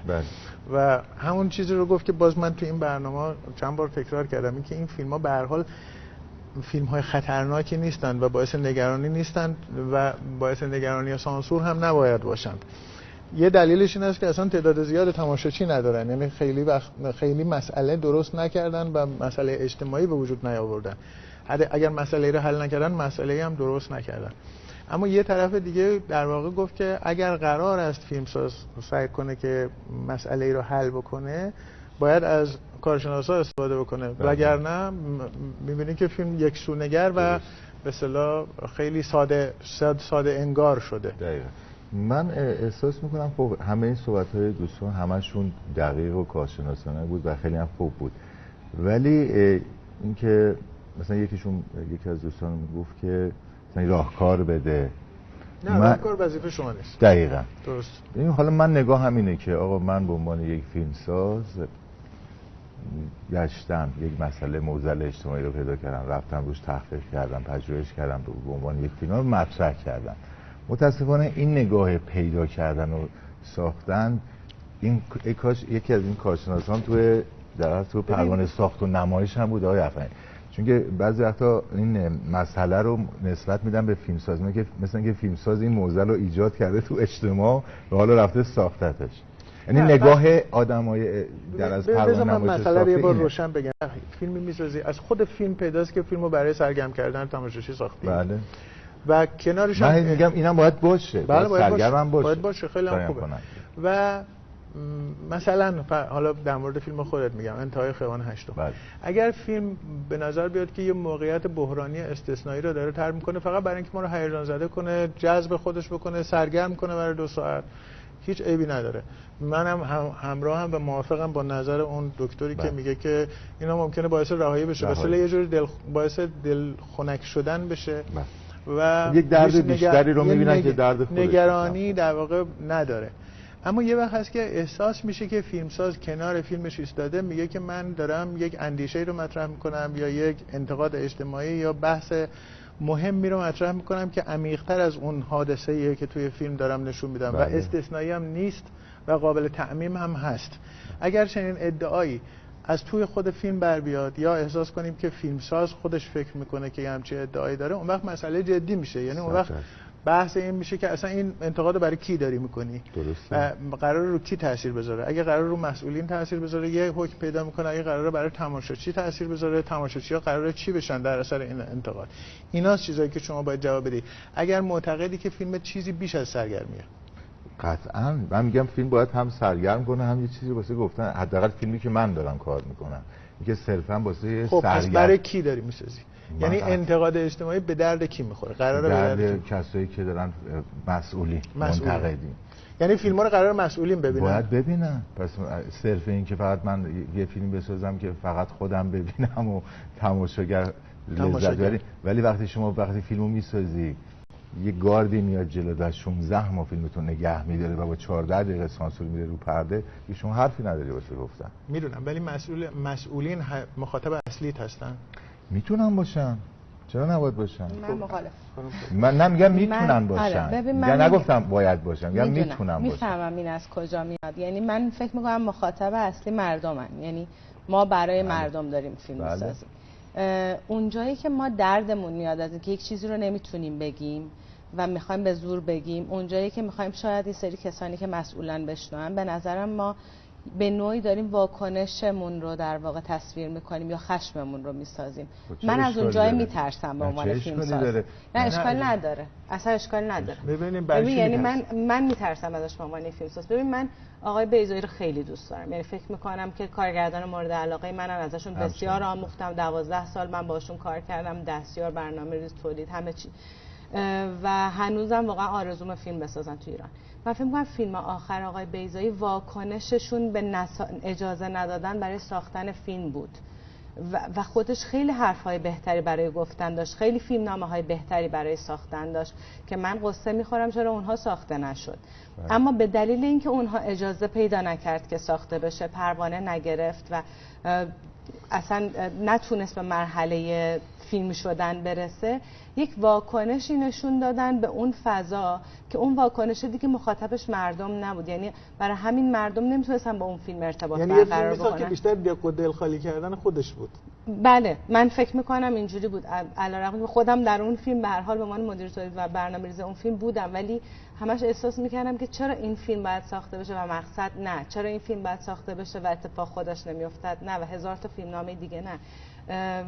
این اونجایی که برای من نگران کننده است. چون فکر میکنم که فیلمساز اجتماعی خیلی حرفای مهمی برای گفتن داره، برای اینکه این اجتماع پر از تضادها، تناقضها و حرفهای نگفته و جاهای دیده نشده است که ما میتونیم به عنوان یک فیلمساز بریم سراغش و با نگاه خودمون یا حتی دیده شده، ولی نه از زاویه لنز من، از زاویه نگاه من برم سراغ اونها و اونها رو تصویر کنم. من میگم صرفا آقای که مثلا من یه فیلم انتقادی اجتماعی دارم میسازم و مردم هم ببینم که آره اینم هست، مثلا حرف دل ما رو زد، خب کی قراره مثلا حل کنه و کی قراره به قول دوستان کی راهکار بده؟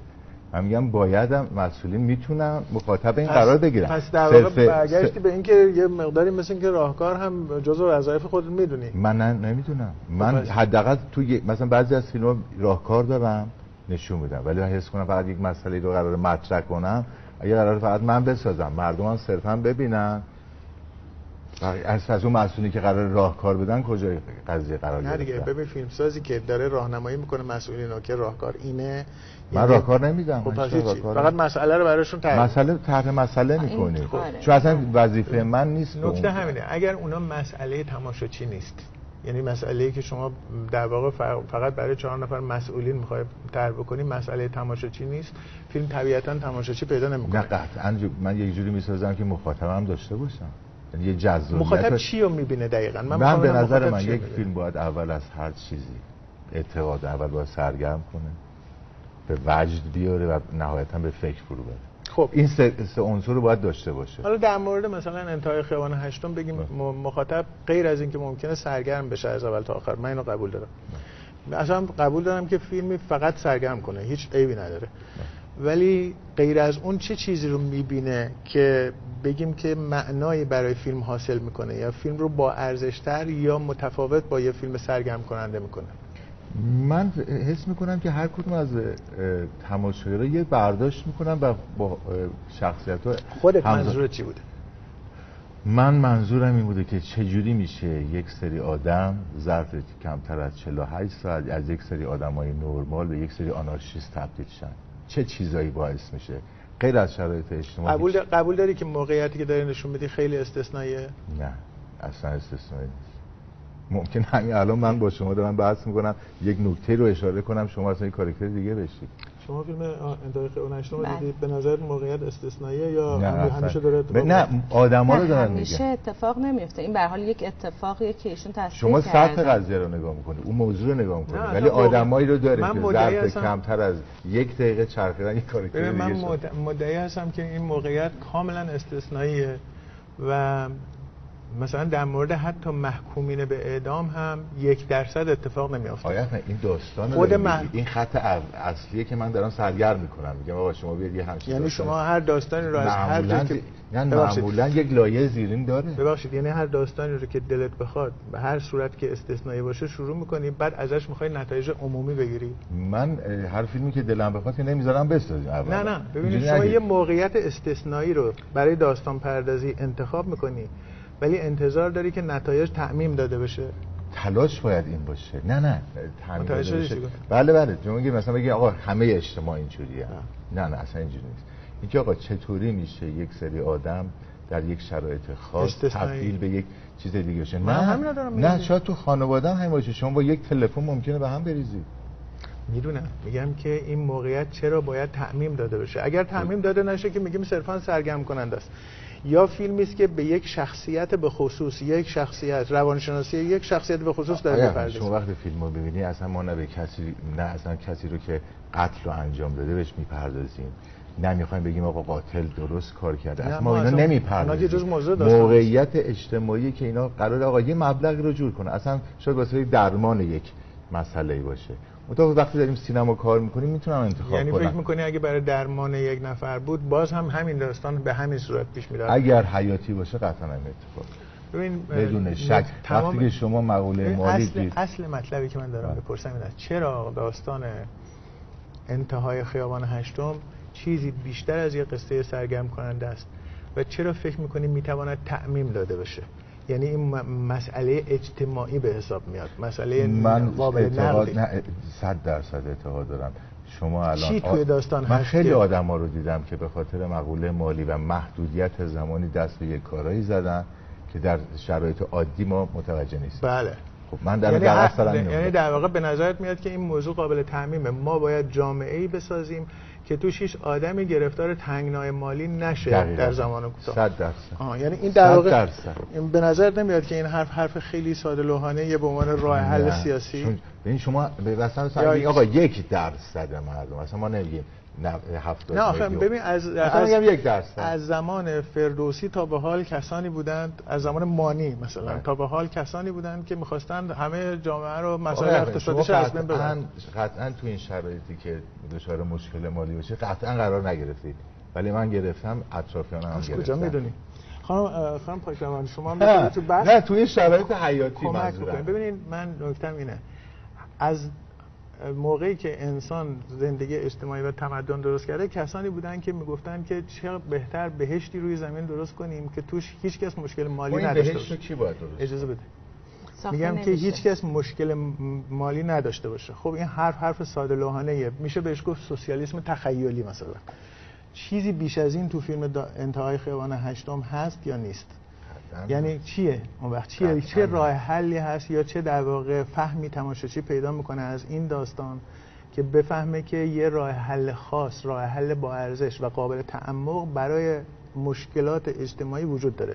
چون تو خودت داری میگی راه حل داری، یعنی در واقع فیلم داره انتقاد میکنه به جامعه‌ای که من انتقاد میکنم به جامعه‌ای که مردم دچار مشکلات مالی ان. خب همه دنیا جوامعش مشکلات مالی دارن، از اول تاریخ تا الان داشتن. اینکه کسی بگه من فیلمی ساختم که میخواد بگه چرا مردم دچار مشکلات مالی میشن، یکی از بخششه آقای افهمی این تو شما داستان نه تو شما داستان رویه قضیه رو دارید نگاه میکنید که آقا یک نفر میخواد یه پولی جور کنه این اتفاق واسه شما اصلا به اون مقوله مالی اصلا نمیرسی. چجوری این آدما به اونجا میرسن این مهمه. یعنی تو یک شرایط تحقیر میشن این آدما وقتی میرن دنبال پول. نه بحث آقای افخمی دقیقاً اینه که اگر که الان شما تو یک موقعیتی قرار دادین یه سری آدما رو، شما یعنی اجتماع بله. قرار داده که اینها نمیتونن به فضای ایدئالی که دوست دارن برسه، حالا اون نجات یک انسانی یا هر چیز دیگه، تبدیل شدن به یک انسان دیگه. این در هر جامعه‌ای میتونه اتفاق بیفته. مقوله پول نیست، مقوله تحقیر این. نمیدونم، میگم نوع نگاه اینه که این در هر جامعه‌ای میتونه اتفاق بیفته به دلیل اختلاف طبقاتی که در هر جامعه وجود داره و قابل درست شدن هم نیست. بله قابل درست شدن نیست به شرطی که تحقیر نشید شما. این جوونا تحقیر شدن، کوچیک شدن. حقیقتش من هنوز متوجه نشدم که چرا فیلم انتهای خیابان هشتم از یه فیلم صرفاً سرگرم کننده بیشتره. نکتم هم همینه، یعنی تمام حرفم همینه که اگه این فیلم خودش از توش معلومه که مدعیه، ادعاش رو چجوری توجیه میکنه و چجوری ثابت میکنه. حالا شما بفرمایید درباره مثلا فیلمی مثل خانم یا خانومم بحران اقتصادیه، نیمه شب اتفاق افتاد. خانومم بحران اقتصادیه تو 3 طبقه اجتماعی، اتفاقا موضوعش بی ربط نیست. یعنی ما در طبقه مرفه، طبقه متوسط و طبقه ضعیف توی یک بحران اقتصادی گیر میکنیم. منم اونجا راهکار نمیدونم، فقط به اساس خانواده دارم نگاه میکنم در شرایط بحران اقتصادی که چجوری میشه مدیریتش کرد و چه کسانی بیشترین بار رو تو مدیریت این شرایط تو زندگی خانوادگی میتونن به دوششون بکشن که قطعا همون خانومه که اسم فیلمه. معتقدم در واقع توی شرایط خانوادگی اون که مدیره زنه و اونی که میتونه حفظ کنه خانواده رو زنه. من به این دلیل اینو ساختم. در واقع من هم بحران اقتصادی بستر شکل‌گیری یک قصه بود، برای همینم تو طبقات مختلف رفتم سراغش و 3 نگاه مختلف رو آوردم توی این قضیه. به نظر میاد هر دو تا فیلم به خاطر این همون نکته که خودتون اشاره کردید، یعنی برای تماشاچی ساخته شده، برای تاثیر گذاشتن روی تماشاچی ساخته شده، احتمالاً روحیه دادن یا اعتماد به نفس دادن به تماشاچی ساخته شده که توی موقعیت‌های سخت میتواند کاری بکنه. بله. به خاطر همینم موفقه. یعنی حالا در مورد فیلم خانم که نمایش داده شده ولی فیلم نیمه شب اتفاق افتادم میشه امیدوار بود که با فروش خوبی روبرو بشه. این درست همون نکته‌ای که من میگم، وقتی آدم برای تماشاچی فیلم میسازه و بر اساس هدف‌های کاملا مشخص و ملموسی مثل تأثیر روحی گذاشتن روی تماشاچی، تجربه کردن یه موقعیت، یعنی وادار کردن تماشاچی به تجربه کردن یه موقعیت فیلم میسازه، احتمال موفقیتش خیلی بیشتره. ولی وقتی میخواد کاری بکنه که هم تماشاچی سرگرم بشه، هم مسئولین مثلا متنبه بشن یا یه چیزی یاد بگیرن یا یک راه حلی پیدا بکنن، اون وقت همین دوگانگی به نظر میاد که آدم به هدف نمیرسونه. به دلیل اینکه اجتماع جلوتر از سینمای اجتماعیه، یعنی همیشه ما پس اجتماع قرار داریم، بنابراین مسئولین میدونن چه اتفاقی داره میفته تو اجتماع و وقتی ما میخوایم حرفی بزنیم انگار حالا به نوعی داریم یک چیزی رو تکرار میکنیم که خیلی از پیشتر از ما اونها میدونستن. من اینو رسالت فیلمسازی واقعیتش نمیدونم. من میگم من برای مردم فیلم میسازم و اون چیزی که فکر میکنم درسته، نگاه خودم رو دارم میگم، شاید خیلی کسان دیگه خیلی کارهای دیگه بخوام بکنم. من اون چیزی که فکر میکنم درسته که به عنوان یک محصول فرهنگی در بستر فرهنگی فرهنگ سازی بکنه، اون کار رو دوست دارم انجام بدم. بنابراین اساس 2 فیلم من، هم خانم هم نیمه شب اتفاق افتاد، اخلاق و ایستادن پای مشکلات و راهوا کردن و راه حل ایجاد کردن و زنده بودن و زندگی کردنه. دنبال اون رفتم واقعا توی هر دوی این قضایا، دنبال اون رفتم. من فکر میکنم ما همچنان داریم عقب میمونیم از اجتماع به عنوان فیلمساز. یه بخشی از اجتماع عقبمون نگه میداره به خاطر اون محدودیت هایی که اجازه نداریم نزدیک شیم بهش، ممیزی ها و سانسور ها و خیلی چیزهای دیگه که شاید نذاره ما برسیم به اجتماع که هم تراز اون هم سوی با اون حرکت بکنیم. و یه بخشش هم به نظر من به دلیل اینه که شاید ابزار و امکاناتمون خیلی محدوده برای یه سری از روایت ها، اما از یه جایی که ما خودمون هستیم و میتونیم با نگاه خودمون نگاه کنیم، میتونیم به نظرم بیشترین تاثیر رو بذاریم اونجا. یعنی به شرطی که خود فیلمساز متوجه تماشاچی باشه، نه متوجه این که مثلا مسئولین رو بخواد بهشون چیزی یاد بده. مسئولین حالا به قول خانم پایان میدونن، ولی من به عنوان فیلمساز اون چیزی رو که اعتقاد بهش دارم، اون چیزی که تو مردمم، اون چیزی که میبینم تو مردم و دوست دارم، مثلا بارها شده تو تاکسی نشستم میگم مثلا این موضوع هم تو رو خدا چیز کنه، خیلی موزل شدید، مردم دوست دارن اینا گفته بشه. شما چند تا برنامه چرا نمیرن فیلم‌ها رو ببینن؟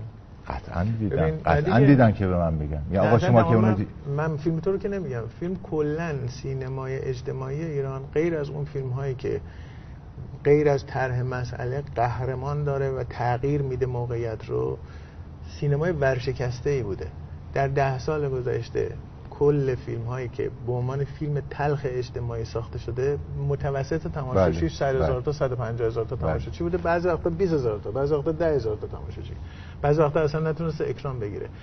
نکته این است که یعنی صرفاً سینما رو در نظر میگیرم. بله سینما رو در نظر میگیرم. البته فیلمی که تو سینما اکران نتونسته بگیره قطعاً توی نمایش ویدیوییش یا شبکه خانگیش هم موفق نیست، قاچاق هم نمیشه، کسی هم بر نمیداره مثلا کپی غیر قانونی ازش بکشه. نکته اینه ما برای اینکه سینمای اجتماعی رو که خود به خود و در تمام دنیا در حال محو شدنه، حداقل یه سهمی براش قائل بشیم، باید ببینیم یعنی آسیبای اصلیش چی بوده.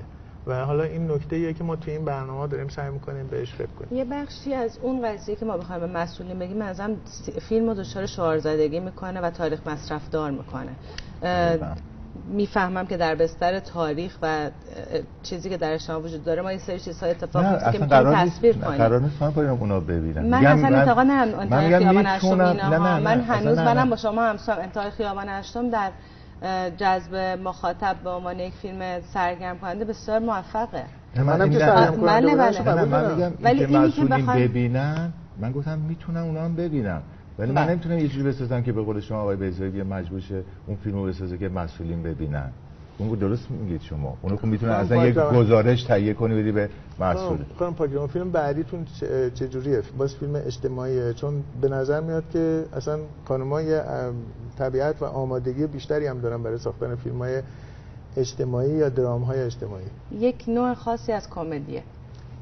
نه من کمدی اجتماعیه. کمدی اجتماعیه ولی یک نوع خاصی از کمدی، نوع روایتمون نوع روایتی که تا حالا توی ایران حداقل نبوده، در بیرون ایران قطعا بوده ولی در ایران. فیلم بعدی شما چیه؟ من اتفاقا فیلمی که دارم می‌سازم، حالا بچه‌های این سرمایه‌گذارمون که مثلا میگه آقا یه خورده تون نرو چون فردا جلسه پروانه ساخت ممکنه یه حکم گیر بدن. اتفاقا لحظات طنزش میتونم بگم 50% یه روی سکه است، 50% ما به دلیل اینکه تو یک آسایشگاه روانی تو جنگله به دلیل رفتاراشون کمدیشو داره، یعنی انتخاب بازیگران شما فردا پس میگه پس لحظات طنز داره ولی اون روی سکش اونو داره. ولی فیلم بعدیم که رقص دوربیناست به شدت تلخه ولی اونو میدونم. نه حالا اونو نساز. نه اونو بعد از این به قول فیلم نه دقیقاً اتفاقا یکیش گفته که آقا مطرح کنه که همچین مسائلی هست، فیلم رقص دوربینام اینو داره ولی من دیوانه نیستم. حالا خوبه که فیلم بعدی به هر حال متفاوته و قراره که جنبه‌ای داشته باشه و شما هم همینجور فکر می‌کنم که سال آینده واقعا باید از امسال هم متنوع‌تر باشیم برای اینکه بتونیم تماشاچی بیشتری رقابت خوبی آقا که من باید حواسم باشه که مخاطب اومده و باید یک فیلم جذاب ببینه که هم سرگرم شه، هم حرف واسه گفتن، هم لذت ببره و ما اینا رو نباید دست بدیم. من اعتقاد دارم. یه گفتگویی داریم با خانم پوران درخشنده در کم و بیش در همین زمینه‌ای که این گفتگو انجام شد و بعد من برمیگردم. خب سعید قطبی زاده مهمان امشب برنامه است. خیلی لطف کردی تشریف آوردی توی برنامه هفت و بناست که همون بحث سینمای اجتماعی رو ادامه بدیم با فیلم‌های شاخص سینمای اجتماعی تو چند سال اخیر.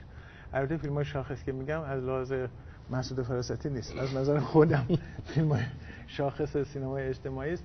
مثلا یه حبه قند یا فیلم دربند مال پرویز شهبازی و یا مثلا فیلم هیس دخترها فریاد نمیزنن که من خیلی موافقش نیستم ولی به هر حال باید بپذیرم که جزو فیلم‌های شاخص و جلب توجه کرده چند سال اخیر تو زمینه فیلم‌های اجتماعی.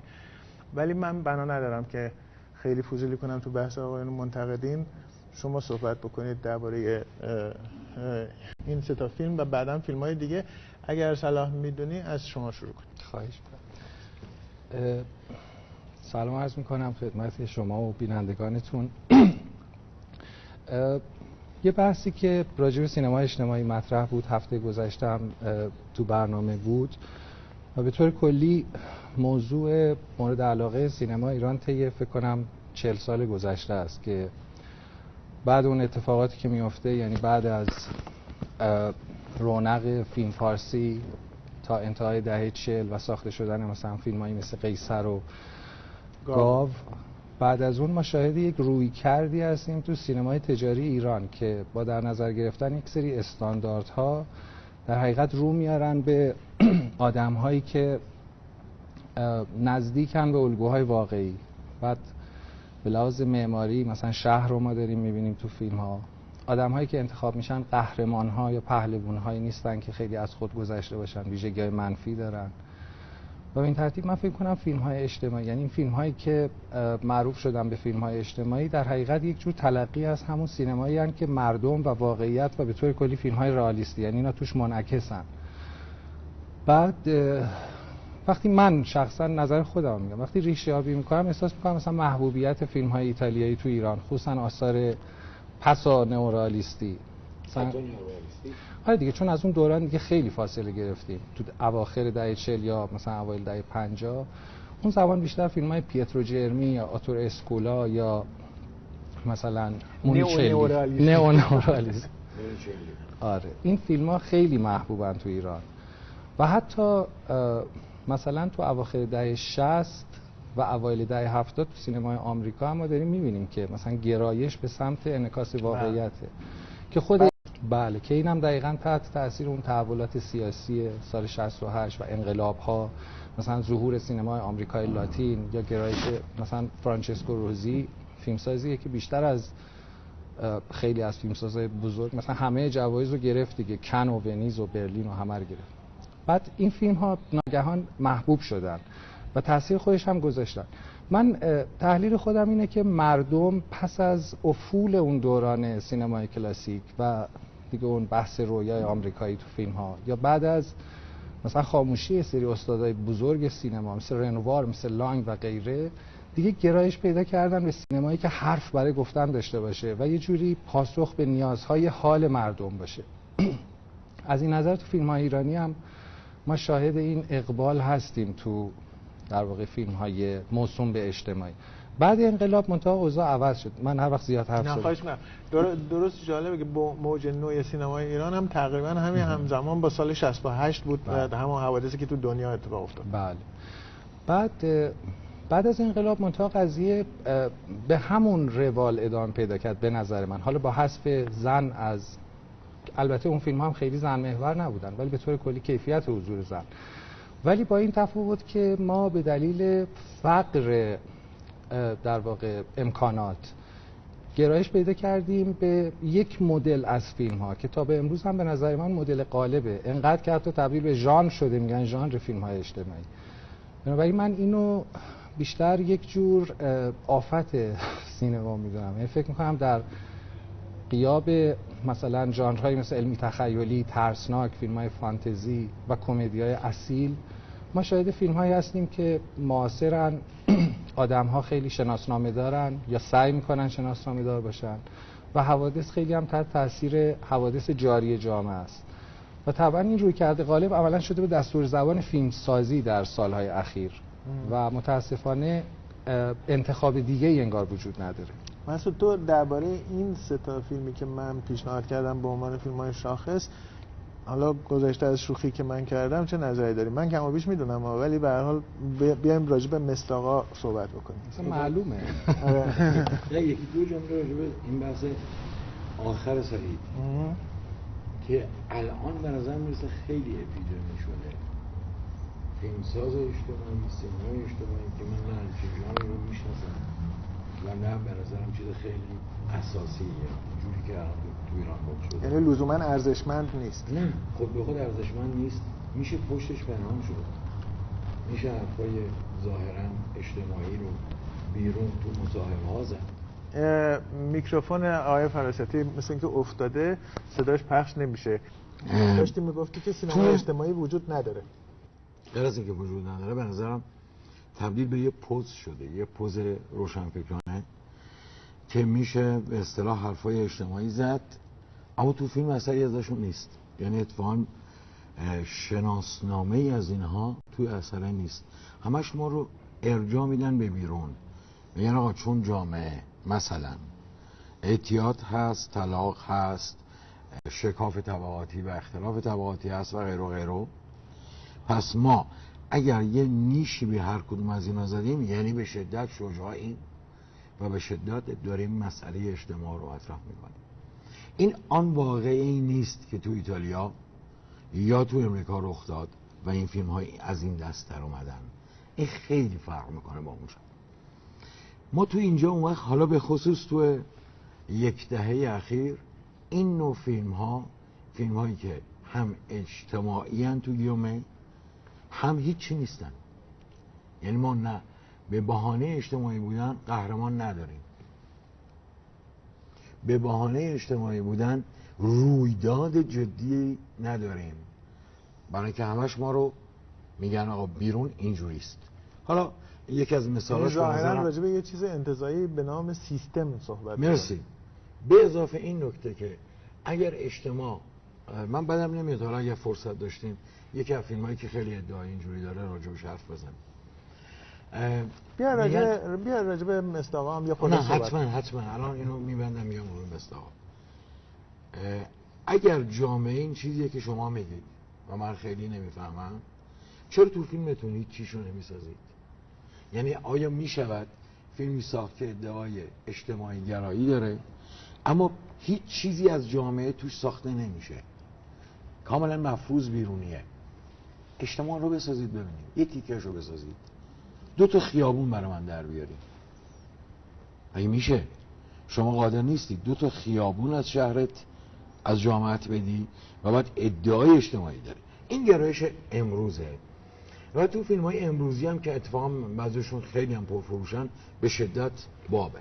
تو اون 3 فیلمی که گفتید من به نظرم تو اولی هیس داره یه موضوعی رو با تحقیق حرف میزنه و من میدونم که فیلمساز به شدت روی موضوع کار تحقیقی کرده، مصاحبه‌های زیادی گرفته با بچه‌ها و از تو این مصاحبه و کار تحقیقی فیلم ساخته، مستقل از اینکه به نظرم فیلم خوب نیست.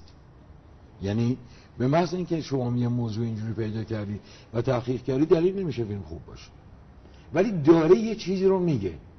حالا با سینمای خیلی نحیف داره یه مسئله که تو جامعه هست و توی فیلم یه حدی ساخته میشه، داره راجع به این جامعه ساخته میشه، یعنی توی فیلم تصویر جامعه، این تصویر بیرونی یه حدی ساخته میشه. از این نظر تو شرایطی که خیلی ها موضوعای به شدت نخنما دارن میدن، خب این خود به خود یه امتیازه، اما تمام بحث چگونه است، چگونه ما داریم این موضوع رو بهش نگاه میکنیم. چون واقعا به نظرم این چیزی که از قدیم همه گفتیم اصلا چه مهم نیست، چی داری میگی، چجوری پرداخت میکنیم و اصلا پرداخته است که چه توش در میاد، یعنی در واقع چه همون چگونه است. به نظر من خود شما بهتر میدونید که ملودرام خیلی بستر مناسبی برای یک رویکرد اجتماعی چپی نیست. این فیلم اجتماعی که داشتم میگفتم یک بخشیش هم اینه که از یک نگرش چپی داره میاد، یعنی مردم و به هر حال اون واقعیتی که در اجتماع در حال وقوعه و انعکاسش تو فیلم به شکل بدون واسطه. یعنی توجه به سیستم به عنوان عامل اصلی خرابی‌ها و اشکالات. آره دیگه، ببین این ژانر مدل فیلمسازی پس از جنگه. مثلا تو نئورالیستا همون روی کرده معترض رو می‌بینیم که تو سینمای مستقل آمریکا یا تو فیلم‌های مثلا فرانسوی. ولی به نظر من ملودرام خیلی بستر مناسبی ایجاد نمی‌کنه برای این نگرش مثلا معترض یا به هر حال تند. فیلمی که اون سال من دیدم یه فیلم آشفته‌ای بود.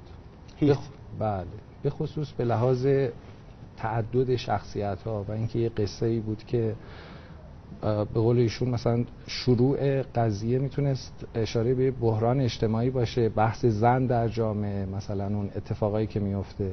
من برم آره من نمیدونم مثلا یه بغند جزء درام اجتماعی به حساب میاد یا نه. جزء این دسته از فیلم ها درام اجتماعی نیست. یه خونه یه سری آدم ریخته توش، این که خونه چیست اصلا بماند، خونه شمالی یزدی هم نیست مثلا همش بازه، در رو با میکنی دوتا هم میبینی و ما کوچه رو هم نمیبینیم، چه برسه خیابون چه برسه یه ذره از جامعه. یه جامعه کوچیک شده است. خب یعنی این جامعه رو ما باید فرض کنیم اینا هر کدوم یه طیفا، یه تیپ ها، یه آدمایی از یه جامعه مفروضن ریختن تو این خونه، آدمن بدون ارتباط با بیرون، مطلقاً ارتباطی با بیرون نه. دایی که به شدت به نظرم بهش رسیده نمیشه، نه باش نزدیک میشیم، نه میفهمیم چیکار هست، شکارچی از طریق این چجوری زندگی میکنه، مرگش هم خیلی بد برگزار میشه، فیکس میشه، انگار مجسمه است، انگار زمانش تمام شده و الان باید بره، با یه حب قندم میره، یعنی با هیچی.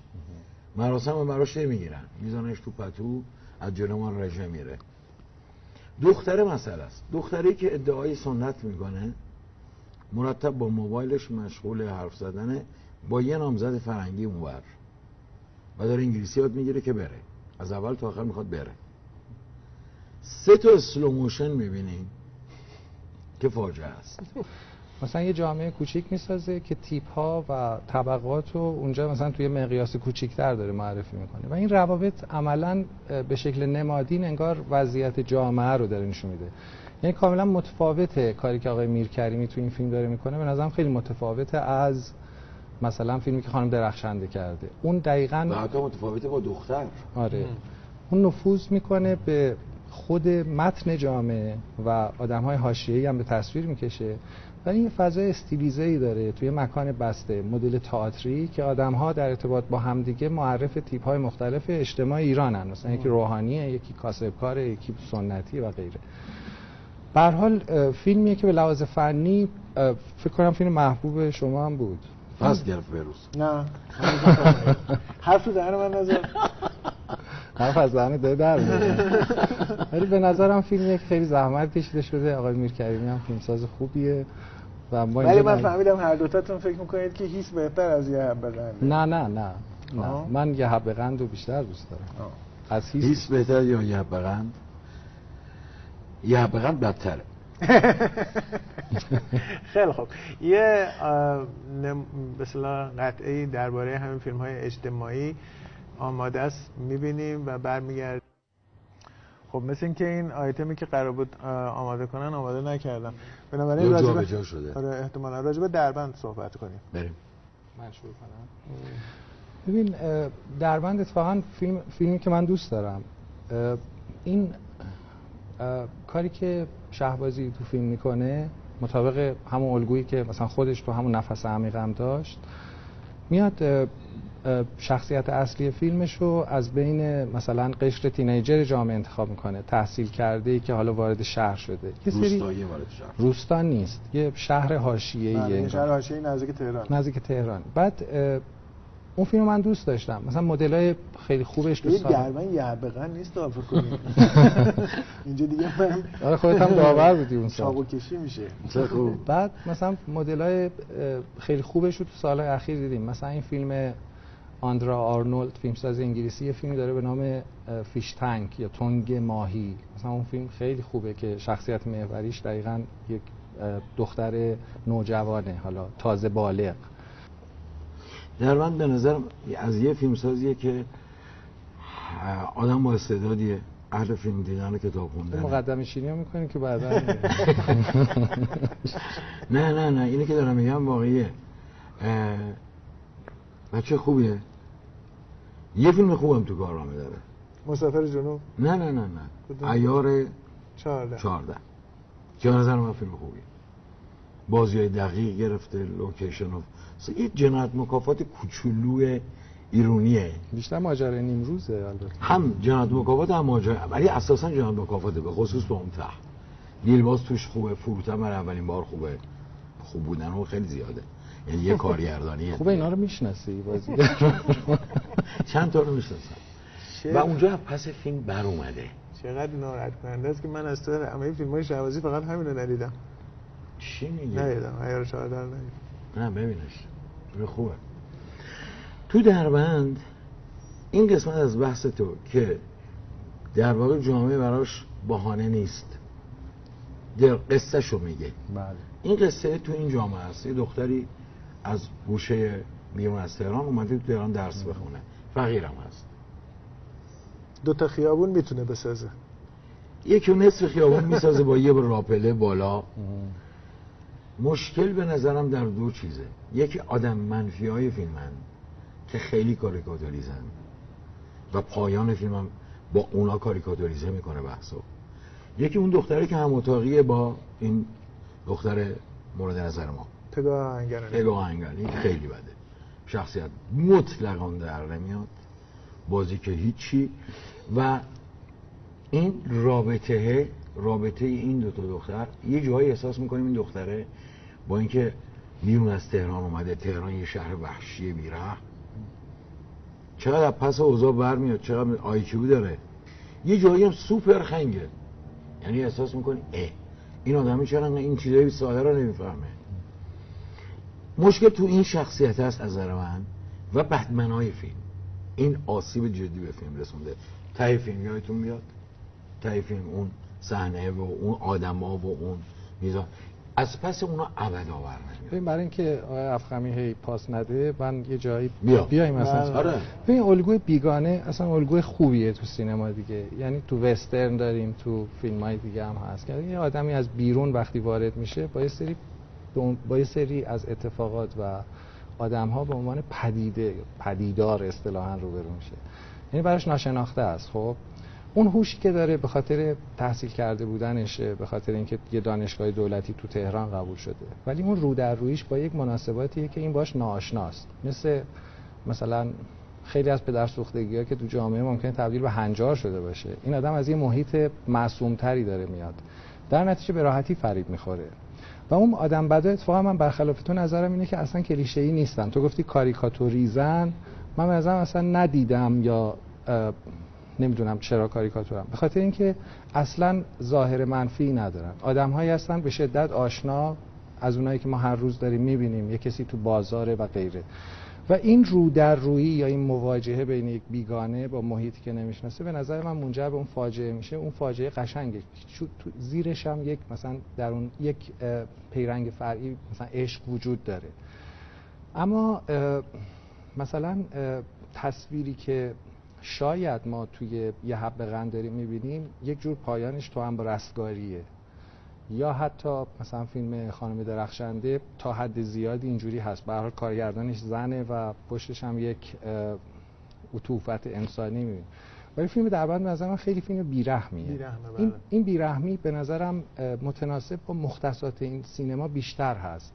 مثلا از جنس فیلم‌های موندگارتر این سینما، اصلا نمیگم فیلم‌های محبوب من، فیلم‌های موندگارتر این سینما تو سینما ایران مثل قیصر یا تنگنا به خصوص، یا فیلم‌های مهمتری مثل بنبست یا مثلا کندو. بله، به این خاطر من فکر می‌کنم که به هر حال فیلم موفقی بود. من یه جمله بگم و بعد احساس می‌کنم که یه ذره بحثمون قدیمیه. مثلا راجع به فیلم‌های امروز، فیلم جشنواره امسال صحبت. من و تو قدیمی هستیم، ما که هر دو به شدت به روزی به روز زر قدیمیه. ولی به نظرم میاد این شروعه میطلبه که ما می‌خواستیم مثلا از قدیم شروع کنیم بیایم جلو. حالا اومدیم جلو دیگه. بس حالا منم در من رحم می‌کنم مگرش نمیگم. خودش فیلم بیرحمی هست، تو بهش رحم کن. نه بیرحم نیست، بیرحمون نشون میده بیرحم نیست. امروز ما 2 تا فیلم داریم که همه دارن راجبش حرف میزنن. یکیش که 100% تو این به اصطلاح فیلم جشنواره امسال، آره 100% تو این قالب بحث ما، یعنی سینمای اجتماعی جا میگیره، لانتوری. خب اون یکی دیگه هم بیش و کم تو این جا میگیره، فروشنده. و به نظرم 2 تا فیلم میان که مردم دارن میبینن، فروش جدی بالایی دارن و راجبش سوال دارن. بله. و به نظرم الان بی‌اعتنایی به اینها، من فکر می‌کنم من که لانتوری رو اصلا ندیدم، موفق نشدم تا الان ببینم. باید حتما تو این هفته می‌دیدم که نشد، خیلی گرفتار شدم. بنابراین راجع به لانتوری خودتون میدونید که چی میگید. ولی فروشنده رو تو دیدی؟ بله بله. خیلی خوب. دوست داری فیلم رو؟ ببین من همه داریم میریم روی این؟ نه میخوای از لانتوری شروع کنم. من به نظرم از لانتوری شروع کنیم، بعد بریم رو آخرش رو فروشنده. ببین یه وقتایی هستش که یک کارایی مثل فیل هوا کردن تو سینما برای مثلا پاسخ به نیاز نیست، نیاز قصه نیست. انگار که مثلا گاهی وقتا پوپر یه جمله خیلی معروفی داره، میگه که هیچ کاری ساده تر از سخت نوشتن نیست. حالا اینو میشه اینجوری کرد که هیچ کاری ساده تر از سخت ساختن نیست، یعنی سخت نما. فیلم هایی که پیچیده نما به اصطلاح در حقیقت آشفته است، در حقیقت آشفتگیه. یعنی پیچیده نما دیگه، پیچیده نما. پیچیده نما بحثش اساسا ساختاریه. این بحثی که داره سعید میکنه رو موضوعه. آره اصلا وارد مقوله فرم پوپر کرد، منظورش اینه که نثرت مغلق باشه، مغلق بی‌معنا، یعنی لفاظی کردن. تو سینما هم هست دیگه. ببین من اصلا راجع به لانتوری معتقدم که وارد مقوله فرم اصلا نمیتونیم بشیم، به خاطر اینکه این تکنیکه. مثلا فیلمی که تو مرحله تدوین ساخته شده با اون صداگذاری خیلی وحشتناک، اون صدای دوربین میاد، شاتر دوربینه، بعد این پلان‌های کوتاهی که به هم تق تق تق تق میخوره. مثلا توی فیلم مثل بودولولابودو این منطق روایی داره، بخاطر اینکه منطقش فانتزیه، کارتونیه، همونقدر میاد از نقاشی‌های اشاره استفاده میکنه که از مثلا نقاش اساساً انیمیشن. ولی توی این فیلم من احساس میکنم که با یک تصویر واژگونه و ویران از یه جامعه طرفم که این تلخیه که راجع به فیلم شهبازی به نظر من به قول فراستی در اومده، این تو مطلقاً در نیامده، ولی نظر من به اصطلاح فراستی اصطلاح شما رو از شما قرض گرفت دیگه شما. این همون فیلماییه که به نظرم بعد فیلم برداری ساخته شده، از اون مدل مستندایی که همینجور راش میگیری بعد تو تدوین حالا یه کاریش میکنی. بعد فیلم بیشتر از این که تاثیرگذار باشه به نظرم مرعوب کننده است، چون اون آدم‌هایی که مثلا بچه مستند نمای فیلمن که میان جلوی دوربین و باشون، شما که ندیدی، میان جلوی دوربین باشون حرف زده میشه، مثلا این تیپ‌های اجتماعی به سخیف‌ترین شکلی داره معرفی میکنه. بعد اشاراتی که به اون در واقع شاخصه‌های اجتماعی داره که فضای معاصر ما رو داره میسازه، به نظرم خیلی اشارات پررنگ و اقراق شده ایه. مثلا اون بحث یه آقایی اگه مثلا پشتی تکیه داده، ریش داره، مثلا پیرنش رو شلوارش میندازه، این آخر فیلم مثلا از دل واپسانه. یا مثلا اون یکی با تیپی که داره و مدل عینکش مثلا روشن فکره، عینکش هم از عینک‌های مسعوده. بعد ولی روشن فکره. ببین من با وجود اینکه عینک تو رو میزنه ولی روشن فکر. چیزی که برام بامزه است اینه که مثلا 20 سال بعد دیگه کی میدونه این کلمات و این برچسب‌ها و اینا چیه.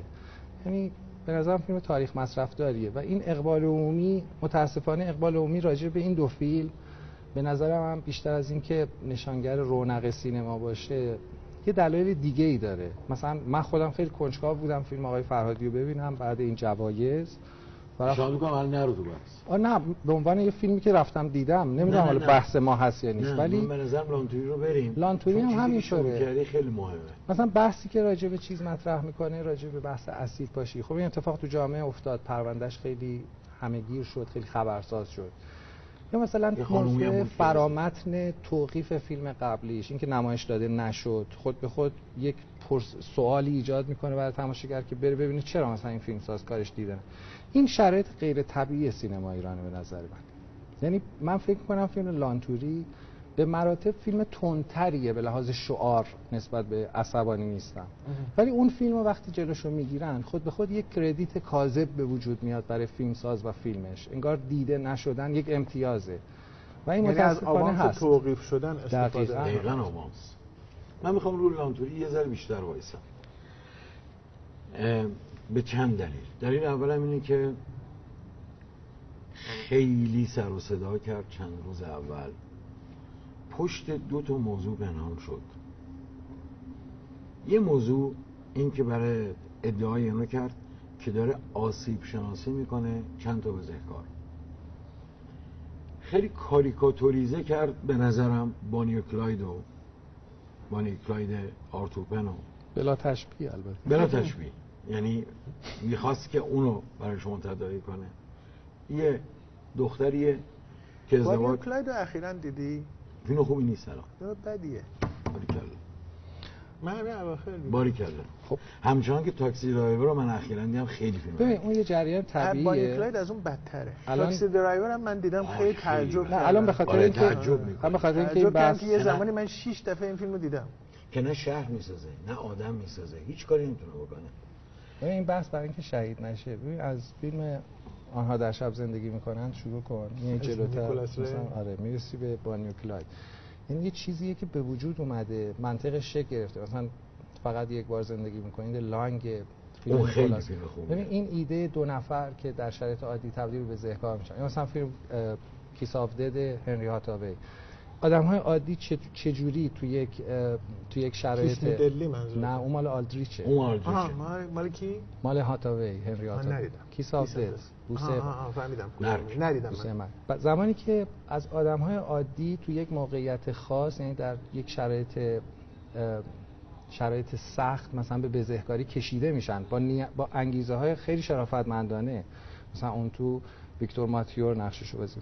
ولی اینجا میدونی به نظرم خیلی خلق السایه و تقلیدیه.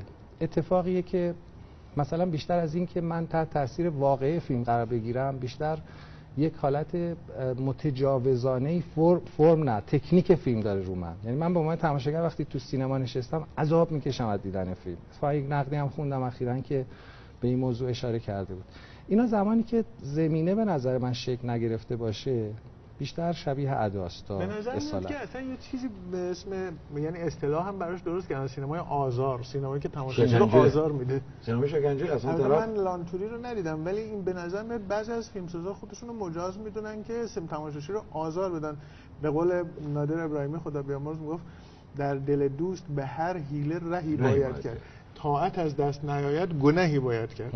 یعنی تماشاچی رو آزار بده، توجهش رو جلب کن، هر جور که میتونی توجهش رو جلب کن. من به نظرم توجه واقعا نقض غرض میشه، یعنی میخواد که صحنه آخر رو براتون بگم، بعد راجع به خود فیلم دو سه تا نکته بگم. صحنه آخر صحنه‌ایه که اسید پاشی شده خانم خبرنگار با صورت به شدت